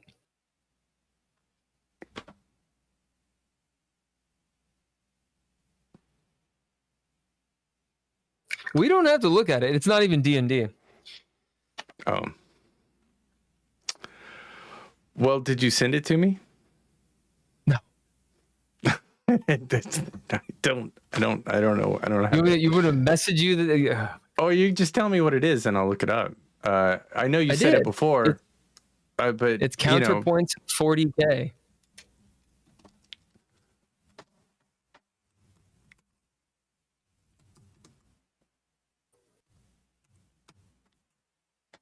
I'm not trying to like steamroll you. Oh shit, video games. So this is like 40K kind of content. Yeah, but his stuff, it's just reviewing 40K stuff, and the way he goes about it, despite being extremely popular. Themes, great lore, details, and fluid and well-designed. And he's got almost 100,000 subscribers. Yeah, that's pretty impressive. Almost 100,000 subscribers. This dude keeps it real. Like, video for the sake of casual. I really respect how he does his videos. And it looks like, from what I see, he is in a workshop, and so he makes a lot of his own costumes. Our animation Yeah, he does minis. real life Yeah. video.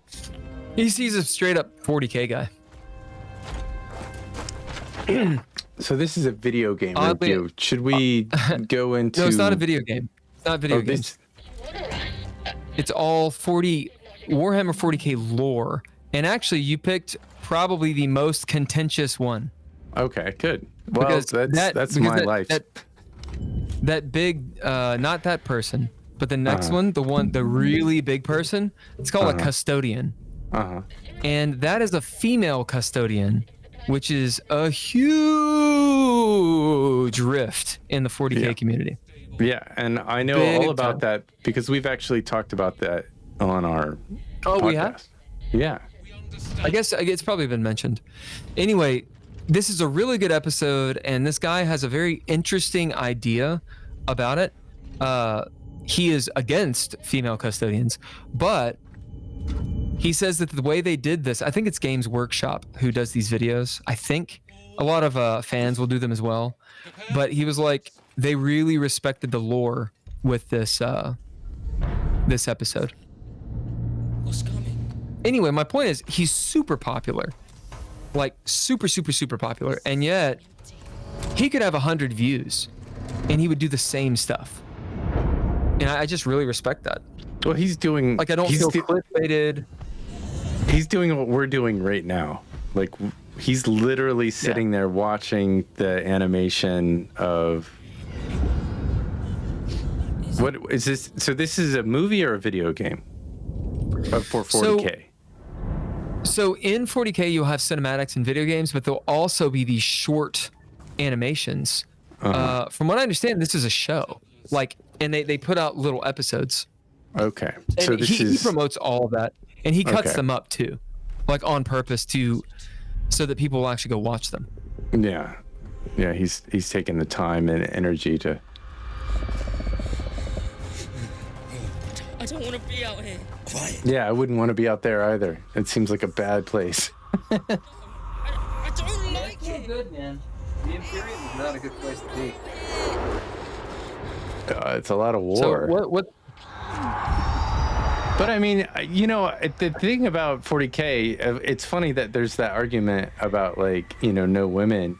You put somebody in a mech suit and, it's really a great equalizer. Like any testosterone, estrogen, physicality.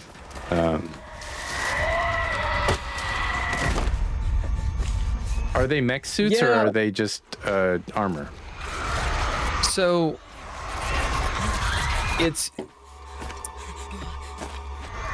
I am no authority on 40K. There's a lot of lore Like, it's and magic. people know it really, really, really, really well. Mm-hmm. Arguably, it's magic. So what's going on right now is the woman that's walking towards this guy is called a blank. Mm-hmm. The warp, as in psychic energy, doesn't affect her. Mm-hmm. So she's able to turn off that psyker. He's basically a sorcerer who can't control his own abilities. And if they go nuts, they'll explode the fucking planet. Like, they're really, really dangerous. It seems like she's those are fucking called up there, Tyranids, and they are one of the alien races that's Okay. going to go kick some ass. And that is Custodian. A Custodian is pretty much the paragon human. Mm-hmm. Like, they're smarter, faster, stronger, larger. There's only so many of them. I think there's like 10,000, or there's a certain number of them. And they're really, really badass. In this episode, there are multiple. So they themselves, with differing priorities, whether they're armored or not, are defending the planet against will invasion. they could kill 1,000 people. Like, they're just absolute badasses. But also they're smarter. They have better reflexes. They're everything. They're immortal. Like, they will not die of age. They're genetically perfect, pretty much. Nice. Wow. And the idea is that when they're in their armor, which, you know, of course, it's not magic per se, but it's definitely enhances them. And it's made of stuff that, you know, it's power armor.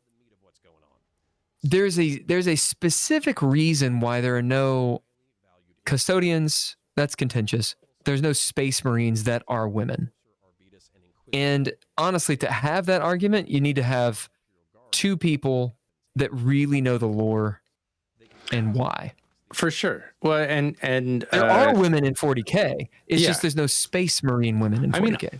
I remember, you know, I'm enough of a geek that I actually I thumbed through the 40K book, one of the 40K books years and years ago. I mean, a friend of mine had one. He showed it to me. And I remember there being a chapter on women. And I know we've talked about this before on the show, but I mean, I remember the artwork and it being pretty short. There are women. I didn't read the book deeply. I don't know anything about the lore, and to go into any depth about it will be, from my opinion, the artwork is phenomenal for this. I think amazing. they're very amazing. creative. The animation is quite good. I think we're talking over the guy talking about like his insights to it. So I feel like we should listen to him for a moment. Guards the Psykers and make sure none of them get demonically possessed or explode while waiting for the black ships. The Sister of Silence is in another class altogether. Sisters of Silence are an all-female warrior caste of the most powerful nulls, enhanced and armored to be witch hunters, judges, and jailers. They oversee the collection of Psykers by the black ships, go on special forces missions to kill renegade Psykers, and deploy with the Custodies as needed. Together they are the twin claws of the talons of the Emperor, and as a combined force there are few that can withstand them.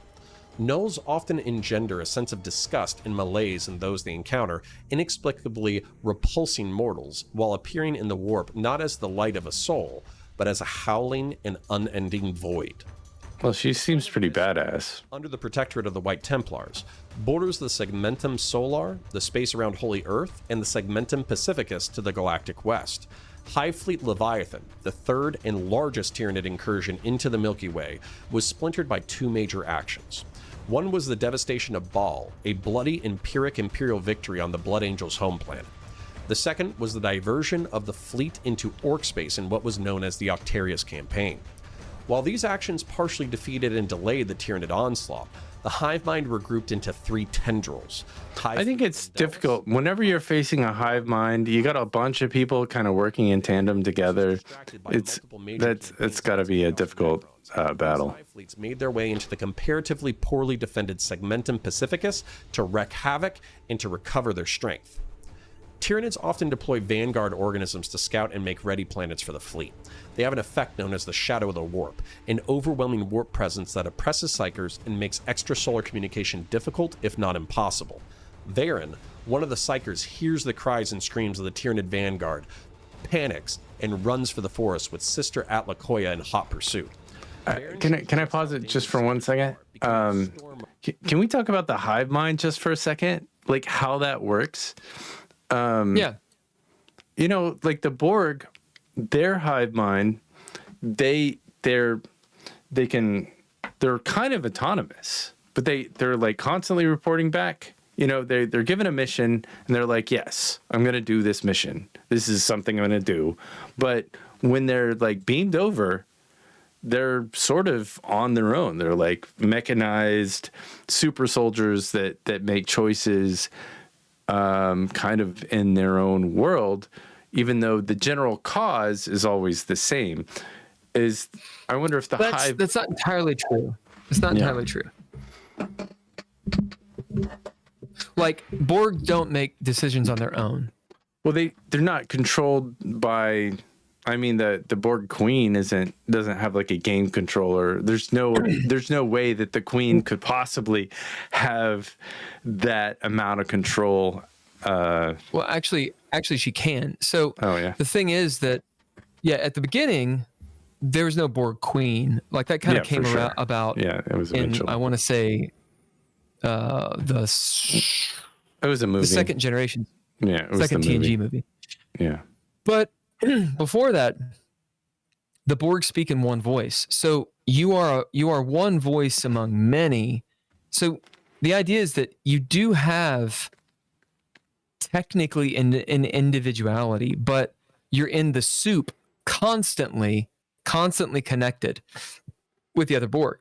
So when you're doing stuff, it's a constant relay back to the main thing. And all of those minds combined can pay attention to kind of everything at once. There's a little bit of a delay, but the real interesting things happen when the Borg called Hugh is disconnected from the hive mind and then starts developing his own personality. So it's not that they don't have personalities, is that their personalities aren't developed. But a normal Borg is absolutely connected and is never alone. When they do an action, it's almost like hey, I'm doing this action, and the Borg collective is kind of making a choice. Sure. Right? But I mean, they in this video, they just brushed on the hive mind, which leads to a lot of other questions. I know Rick and Morty also, Rick had a relationship with the hive mind, and that I don't know if you like Rick and Morty or not, but I've only seen a few episodes of it. But he has the relationship. Spoiler alert for but I mean they're all kind of acting under one mind. It's just one mind. Separated a million different ways.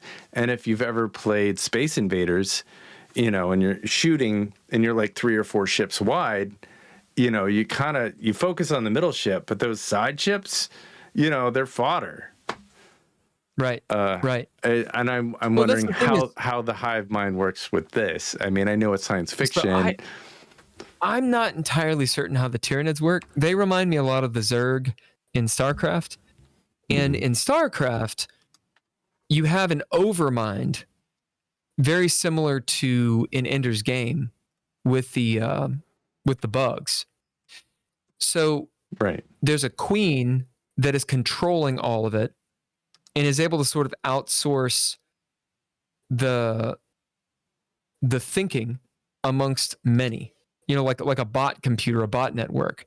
But there's a controller that's being constantly made aware of what's going on. And then all these little like zerglings, those are the appendages, the fingernails and stuff. But like they themselves don't necessarily have an ego. Like they're all id. Yeah. It's an interesting idea. I'm not sure about the Tyranids. It seems like they do have a consciousness. It's like a communication between the hive mind is like, instead of speaking, they have telepathic, like telepathy. Well, they're probably connected to the warp. Everything is through the warp in 40K. That's where you get your psychic, your magic, called psychers. So any of that stuff, it's a connection to the warp. I feel like I'm getting ready to disrupt some science fiction here with my logic. So it's the hive mind. They can also refer to a collective of thoughts of a group of people, such as internet users.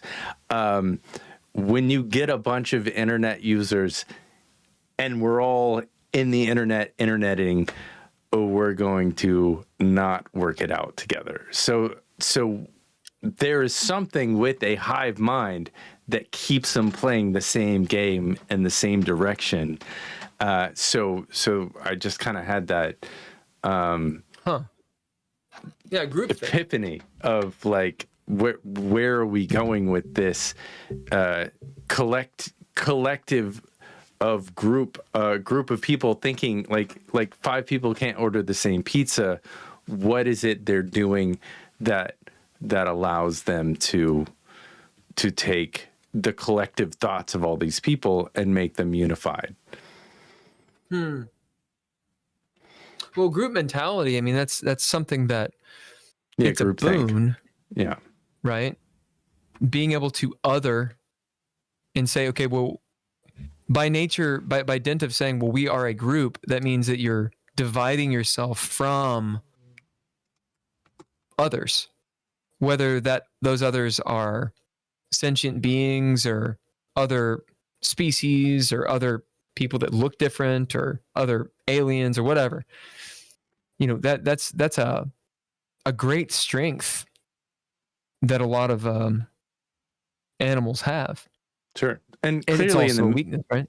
In the military, there's a lot of groupthink in the Marines or something like that. When you have a force and everybody is gifted this magical thing of instantaneous communication because they've got a radio of some kind where they're in each other's ears, but they kind of knew what they signed up for, whereas the Borg clearly like that wasn't an option. Yeah, you didn't really sign up to be a Borg. You kind of just got incorporated. Yeah. Basically, you set aside your own personal beliefs and adopt the opinions of the rest of the group. And that's group think. Yeah. But the Borg don't set them aside. The Borg, it's forced off of them. Right. Like you're forced. Yeah, resistance. And you can futile. resist. Yeah, you can resist, but you can't resist against that much. Right. And so, eventually you kind of give in. I just, it's always, that's always kind of been a fascinating thing. And I don't think the TV show did a very good job of explaining it, like when Borg dream, maybe like they have some freedoms like that they had to create that void space. Yeah. Like in the Voyager of them to, have a little rest and relaxation in between like galaxy domination.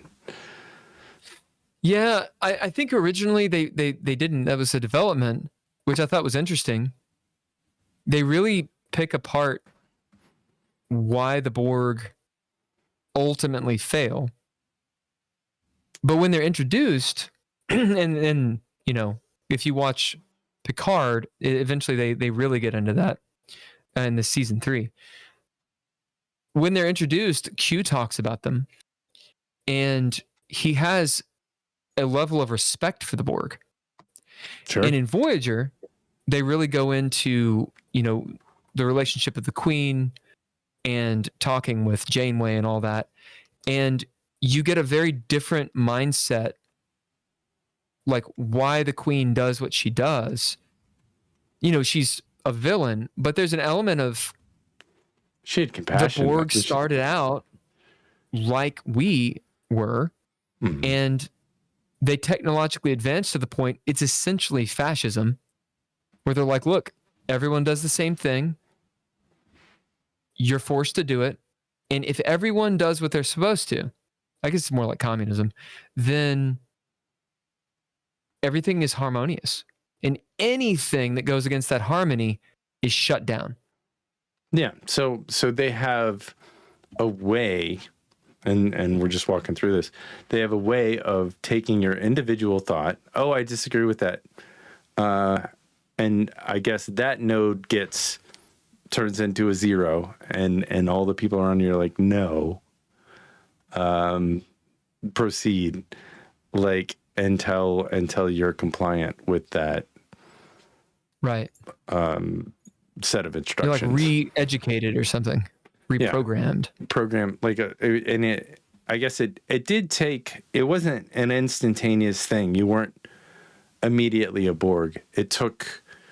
They put some equipment on you. They kind of knocked you out. They restructured. You don't get knocked out. Well, I mean, they made it so you didn't fight anymore. You were incapacitated to you don't run have, away. You don't have you were control captured. of your body. Yeah. Yeah. Like that first node, when they inject you, like you don't have body function control anymore. No, you're done.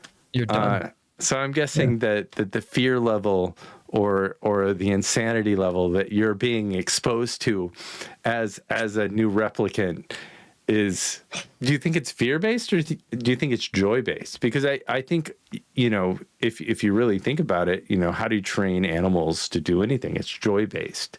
So like they give you the best drugs you've ever had before. And that's like, you're in a euphoric It'd be state. a better move. Yeah. It'd be a better move. The horror of the Borg is, one, if you get caught with the space zombie disease, then you turn into one. They're space zombies, okay? Sure. When they take you, you're awake. You're awake for all of it. You remember all of it. There's no numbing agent or any of that stuff. They brutalize and butcher your body irreparably. Like you can't come back from it. Like they take out your eyeball and they saw off your arm and replumb your nuts and whatnot, and like, so you are violated when you are assimilated. It's pretty blatant about that. And to boot, you technically still have your mind, but you cannot control yourself and ultimately will make the decisions they want you to. That's the horror. You don't turn into a mindless zombie until you give up. Yeah, you remember everything. I mean, Picard and 7 of 9. Yeah, you are, for lack of a better word, plundered. Yeah, but I presume that the 40K hive mind is different. No, the Tyranids, they eat you. They attempt to consume biomatter, and that allows them to replicate or whatever. Like they don't assimilate people; they consume them. Yeah, so they're the hive mind that basically harvests your resources. Yeah, dude. Yeah. And the so in StarCraft, the Zerg, they don't really necessarily eat you. They do more like what the Thing does. Like you're sort of like ingested into the Zerg, and you're modified and kind of become like a howling wall, or if you're strong enough, if you're psychically strong enough, you might become an actual like boss or whatever. That happens in 40K too. If you get into the warp and you're corrupted by chaos, whatever that means, or you pledge yourself to a chaos god, you'll start like mutating and becoming something. And if you're strong enough psychically, if your soul is strong enough, then you're still sentient, but you're changed. And that's the horror of that. I think it's interesting that it's like humans trying to figure out ways of developing, like, the fiction is humans trying to develop ways of being more like an ant or a bumblebee, where they they have this hive. They fight these wars. All the ants, when some other ant colony is in your zone, they're all gonna just seemingly mindlessly go out and attack to the end or the death, or same with bees. They're gonna protect the queen. They know what's up. Yeah, to their own. But the bees, like drone bees, make individual actions, from what I understand. Yeah. Like I don't think there's telepathy there. I There's think no there's pheromones. telepathy with the ants either. I don't think they're not beaming back to the queen. The queen's not It's like saying do this. The signal's like, oh, you got to get back to the plane, to the queen, because you said communism, and I think it's more autocracy. It is it is in the sense that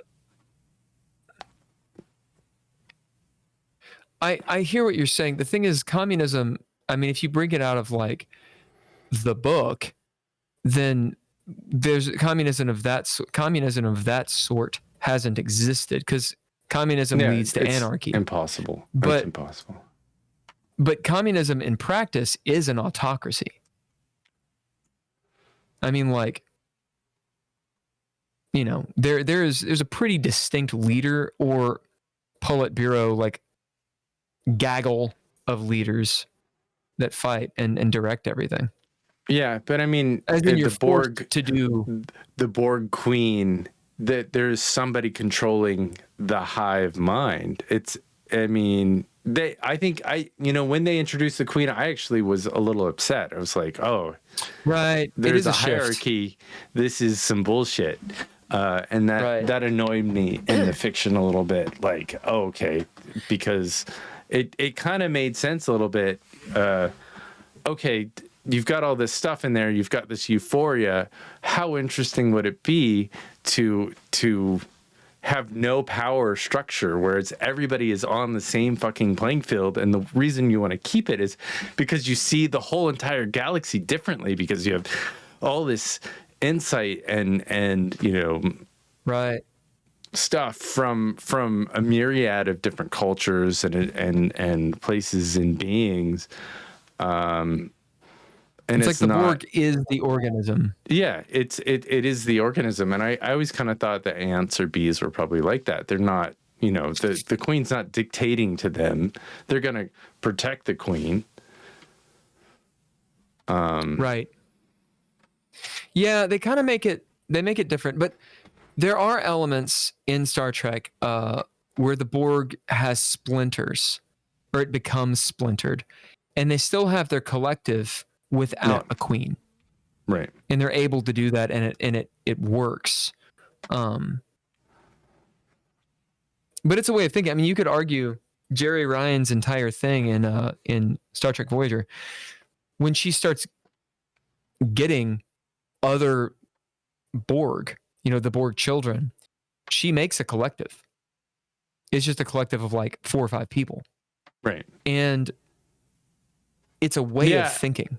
I vaguely remember an episode. There was an episode of Voyager where they were all like a bunch of kids or something, and they couldn't sleep, and they were like, we got a little micro collective going on here. Yeah. And this is okay for some reason. We're not gonna take over the ship because we're good. We're good. This is all contained. There's a protocol in place. We're fine. We're all fine. We're all fine. Do we need to I feel like I totally interrupted us from the 40K guy, and I feel like it's cool. 40K it's too much. I really like the lore. I'm learning more about it and such for some reason. But there's so much. One of the cool things about 40K is no one is happy, not really anyway, in the current age. Everything around him. And that's just like, so in the current, that's just like going to court. in the current age, like for example, this Sister of Silence just rescued that psyker. But the thing is, she didn't do it for the psyker. She did it because if the psyker had gone Nova, it would have been a huge explosion and absolute horror would have happened. She did it because literally all of those psykers, they're going to go take them back to Earth and sacrifice them. Like, that's what they're doing. Mm. They're gathering them for death. And not like, oh, you get stabbed in the heart. No. Like, you're thrown into this stasis thing where you are slowly burned up and used as a fuel source. You're like matrixed. Yeah. To power the golden throne for one day. All right. Yeah, I mean, and the irony is there's this huge religion. They call it Holy Terra. They call it the emperor, the god emperor, this whole thing. And the custodians, the custodies, and the Silent Sisters and them, they know the truth. The emperor was a secular dude who said, "Don't worship me. I am not a god." And yet, in the universe, all these people die because they literally have faith in the God Emperor of mankind. Sure. That's wild. It's a wild mental explosion. I mean, didn't Jesus kind of say that? Don't worship me. Maybe I might be making that up. I'm pretty sure he didn't say he didn't say worship me. That was not like, I read the little parts of the Bible. They made me like learn some Bible shit. And I'm pretty sure that Jesus never like actually came out. I feel like this deserves a Google search. Like, well, I'm pretty sure. I mean, there's a lot of Christians that will disagree with all of what you're saying. Worship me. Just ask any Jew-ish person. I'm sorry. I would like to at this point, don't cancel me. I'm no not problem offending Christians. No problem whatsoever. That's okay. Neither do I really. No. Oh, I was right. I love to say that I'm right when I'm right. And you know what Jesus said? Jesus said, this is our little Bible moment. No, Jesus did not say worship me explicitly. However, he did make a divine claim about himself in more subtle ways, like, I'm your Lord. I don't know. It's so... but he didn't ask for it. They just wanted love, not worship. Right. That's off. Well, on that note, let's wrap this up. Well, I wanted to go into one last thing, which is DungeonCraft. Is that okay? Are you ready to finish? I didn't want to. Like a few more minutes, and we can finish up. I think the DungeonCraft guy does it really well. He does. He does it very well. Definitely got a solid amount of subscribers. His videos aren't getting the views. He's got like 12,000 views on his last video, but it looks like he's averaging about 500,000 views, or here and there he'll get 500,000 views. Whereas that other person you said was clickbait. Is he clickbait?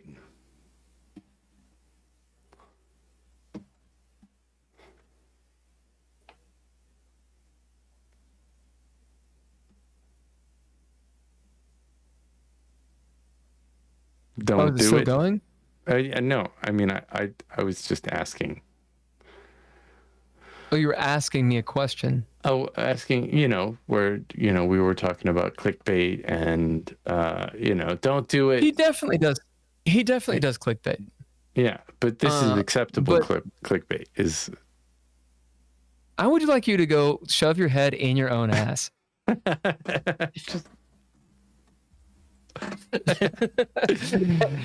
let me see your button pushing and raise you. Oh, fuck you.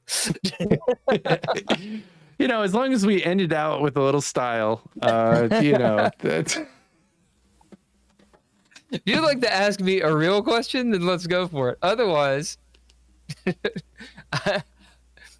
I meet you, good sir, with an affront of equal proportion. I don't know. I think it's interesting content. He seems to be pretty upset about not getting the new Dungeon Master's Guide. I think he's not feeling the new version of D&D. Hasbro is apparently firing a bunch of people from their staff, which makes sense because we're in the world of that's what is the fuck going to happen, especially with AI making it easier to write anything or create any mock-ups, because you take an artist, you know, and they would have like 12 artists or something like that, do a bunch of designs to see where they want it. You just have one artist look at a bunch of AI and create whatever they want to do much faster with AI.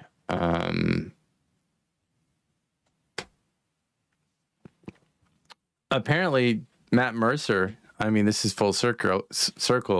Let's watch the Matt Mercer one, because we started with Critical Role. Clearly I watched some of this video at some point. So let's see where they're going with Critical Role.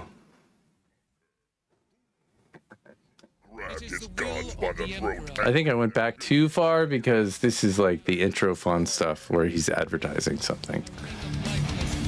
Great intro.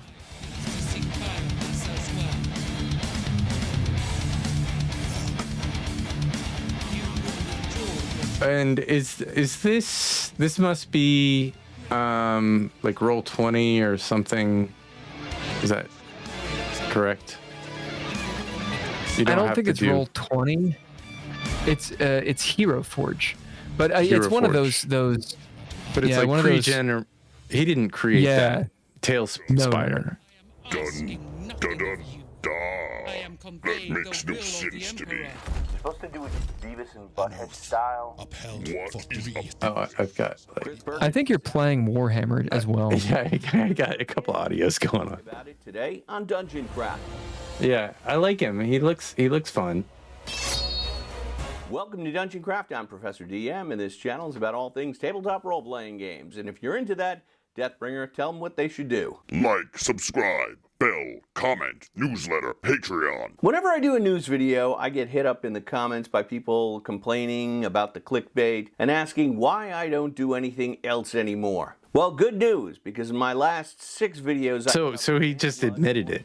Broken Empires, Cairn, Slay the Dragon, Dragon Town, Blade Runner, and did an adaptation of The Telltale Heart. So you're in luck. Go click on those videos. There will be links at the end. As for the rest of you, this is from CBR. Longtime Dungeons & Dragons game designer Chris Perkins has confirmed that he's stepping down as product lead after the upcoming Dungeon Master's Guide. The confirmation came from Perkins in the gaming outlet. Probably because there was a scandal that you discussed on our show a long time ago.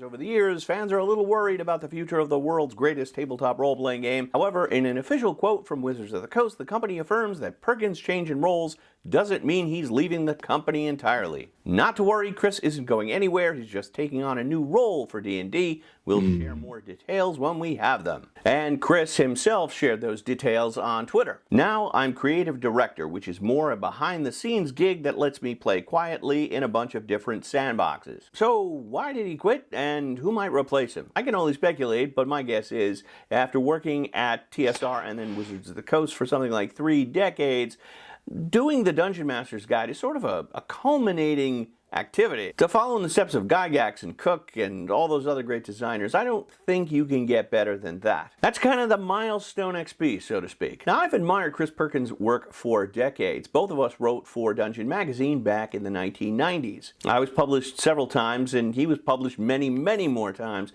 Starting with Dungeon issue number 11. It's always nice to get published even a couple of times in some media. magazine was no cakewalk. It only published 5 or 6 adventures per issue and was published bi-monthly, so that means you only had 1 in 36 chances to make it in a given year. And the process was intense. First, you had to send a 1 to 2 page query letter saying, "This is my proposal," and then they had to write you back saying they wanted to see the rest of it. Then you sent them the main manuscript, and if they liked it, they sent it back with a million corrections for you to make. Then you batted it back and forth several more times until they were happy. And I gotta say, Good Lord. the editors were very egalitarian. Just because you published one module didn't mean you automatically got a leg up on the next publication. You had to start from zero and compete against the best of the best, which is what Chris Perkins was. The first time he was published, he was probably in his teens. So that makes him a child prodigy. And he went from the slush fund to being the editor of Dungeon Magazine in just a few short years. And if you've ever seen Chris Perkins' Game Master live, you know he is the real deal. So I got a lot of respect for Chris Perkins because I know how difficult that was. And I wish him the best of luck in his new position and with all his future endeavors. So who's going to replace him? Matt Mercer?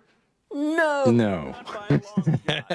He's making too much money to do that. No way that is true. First of all, Matt Mercer lives in Los Angeles because he is an A-list voice actor, as are the rest of the cast of Critical Role. So that's their home base. And after the scandal between those guys, it's probably not going to happen. This year doing live performances in front of thousands of audience members. That's got to take up some time. But it does show that their ability to that they control the zeitgeist of Dungeons and Dragons at this point. And if that isn't enough, he's also the producer and voice actor on the Legend of Vox Machina animated series on Amazon. And if you're going to be a TV producer, the place to live is LA. Of course, Wizards of the Coast is located in Seattle, Washington. I don't imagine Matt is going to want to do that commute, or he would enjoy being confined to an office where people are going to supervise him and tell him what to do. And then there's the money. And if you're young and wondering what a game designer makes, well, if you work at Wizards of the Coast, you can expect to be paid top pay for this field. Yeah. Well, it's definitely meat and potatoes discussion of the behind the scenes of what's happening but Matt Mercer in Dungeons and Dragons.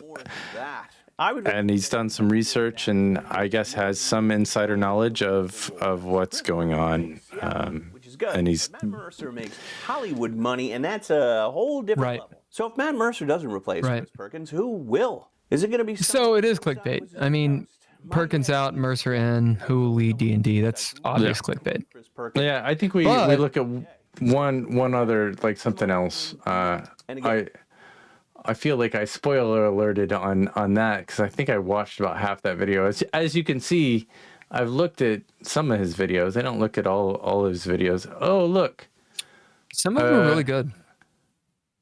Is that the lady that we reviewed with the blue hair?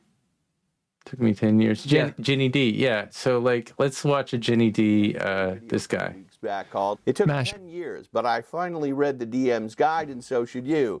It's about her favorite rules and tips that are buried in the text. And people went nuts on X, accusing her of being a poser who never read the rules. But I've got Ginny's back on this. I've played 5 editions of Dungeons & Dragons ever since this one, and I can say pretty confidently that no one I know ever read this book cover to cover. It was always kind of a menu doc. You said that like many, many times. Not even worse when it comes to the second edition of the game. I actually wrote modules for Dungeon Magazine, but I never read the DM's guide at all. I never read any of the second edition. That makes sense, actually. To the first one. The reason I wear this +2 vest of protection is I give Dungeon Master advice, and when I do, I hear it in the comments, how I don't know the rules, I'm doing it all wrong, or I'm changing the rules so much it's not even D&D anymore. But many of my hottest hot takes are optional rules and ideas I take directly from the 5th edition Dungeon Master's Guide, and I'm going to share them with you today. And even if you play an old school game or a retro clone, you'll still find... Well, insight on how you can hack the game has got to be really helpful for new, like creating a character. You want to create a character that is not at all like you'll make the DM have a lot of difficulty trying to kill you if you have an overpowered character. So it's interesting stuff, you know. I like Professor Dungeon Master. He's a very practical dude. you know, I reached out to him a couple times and was, you know, swatted down because we're not popular. But he's also a practical guy. Like, why review or do mashups with people that aren't on your level, right? Well, I mean, and he's pretty obvious. He's pretty honest about it. He's like, look, yeah, but he gets no benefit. Yeah, he's got no benefit from that. I mean, why would I do that? This is a business.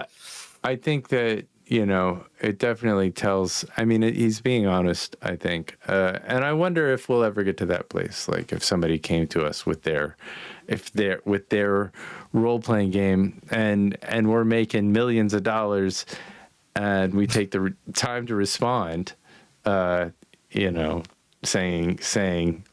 You know what, guy? We're not going to give you a handout. We're not going to lift you up. And I think that is common with anybody who's found some fame and some notoriety, that their image and likeness, if it's going to be tied to something, and that's kind of what we're doing in reverse by doing this fucking podcast. We're putting our image and likeness on them, whether they like it or not.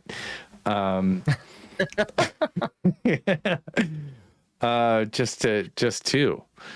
And I think this is kind of a neat way to wrap up the episode. It's just like, why do we sit here and review and watch through and have these discussions, you know, if we're just nobodies? And it's because even nobodies, in my opinion, have a lot to say, and it's important for us to be able to communicate and put our 2 cents in, whether or not the powers that be agree with us or not. It's not for them to decide. That's right. We're going to do it anyway, motherfuckers. All right. Well, let's roll. Interesting stuff. I'll the next one I'll have a list of some things we can review. Maybe even like make it simpler to like one thing we're reviewing or something like that. Sure. Yeah. I mean, I liked it being free form this episode, but I think that we can always be more specific, and I think that's where the people we reviewed have really excelled. They're specific in the content that they create, and that is why they do and find success. Right. All right, man. Well, let's wrap this up. You want to lead it out? I guess so. This is the Geeky Gamer Podcast with Ken and Bill. That's it. There was music at the beginning of the podcast by all lowercase letters and Mr. Interrupt. We do have a Patreon. It does exist at patreon.com/Geeky Gamer Podcast. Do that. Do it. Media and production has been brought to you by Couchfire Media, and from 2018 to 2023, I don't know where they've been the last year. Twari Blade Productions is doing really some sure other shit. Doing. I had no idea. This has been our Geeky Gamer guest watch party. See you next time. Bye.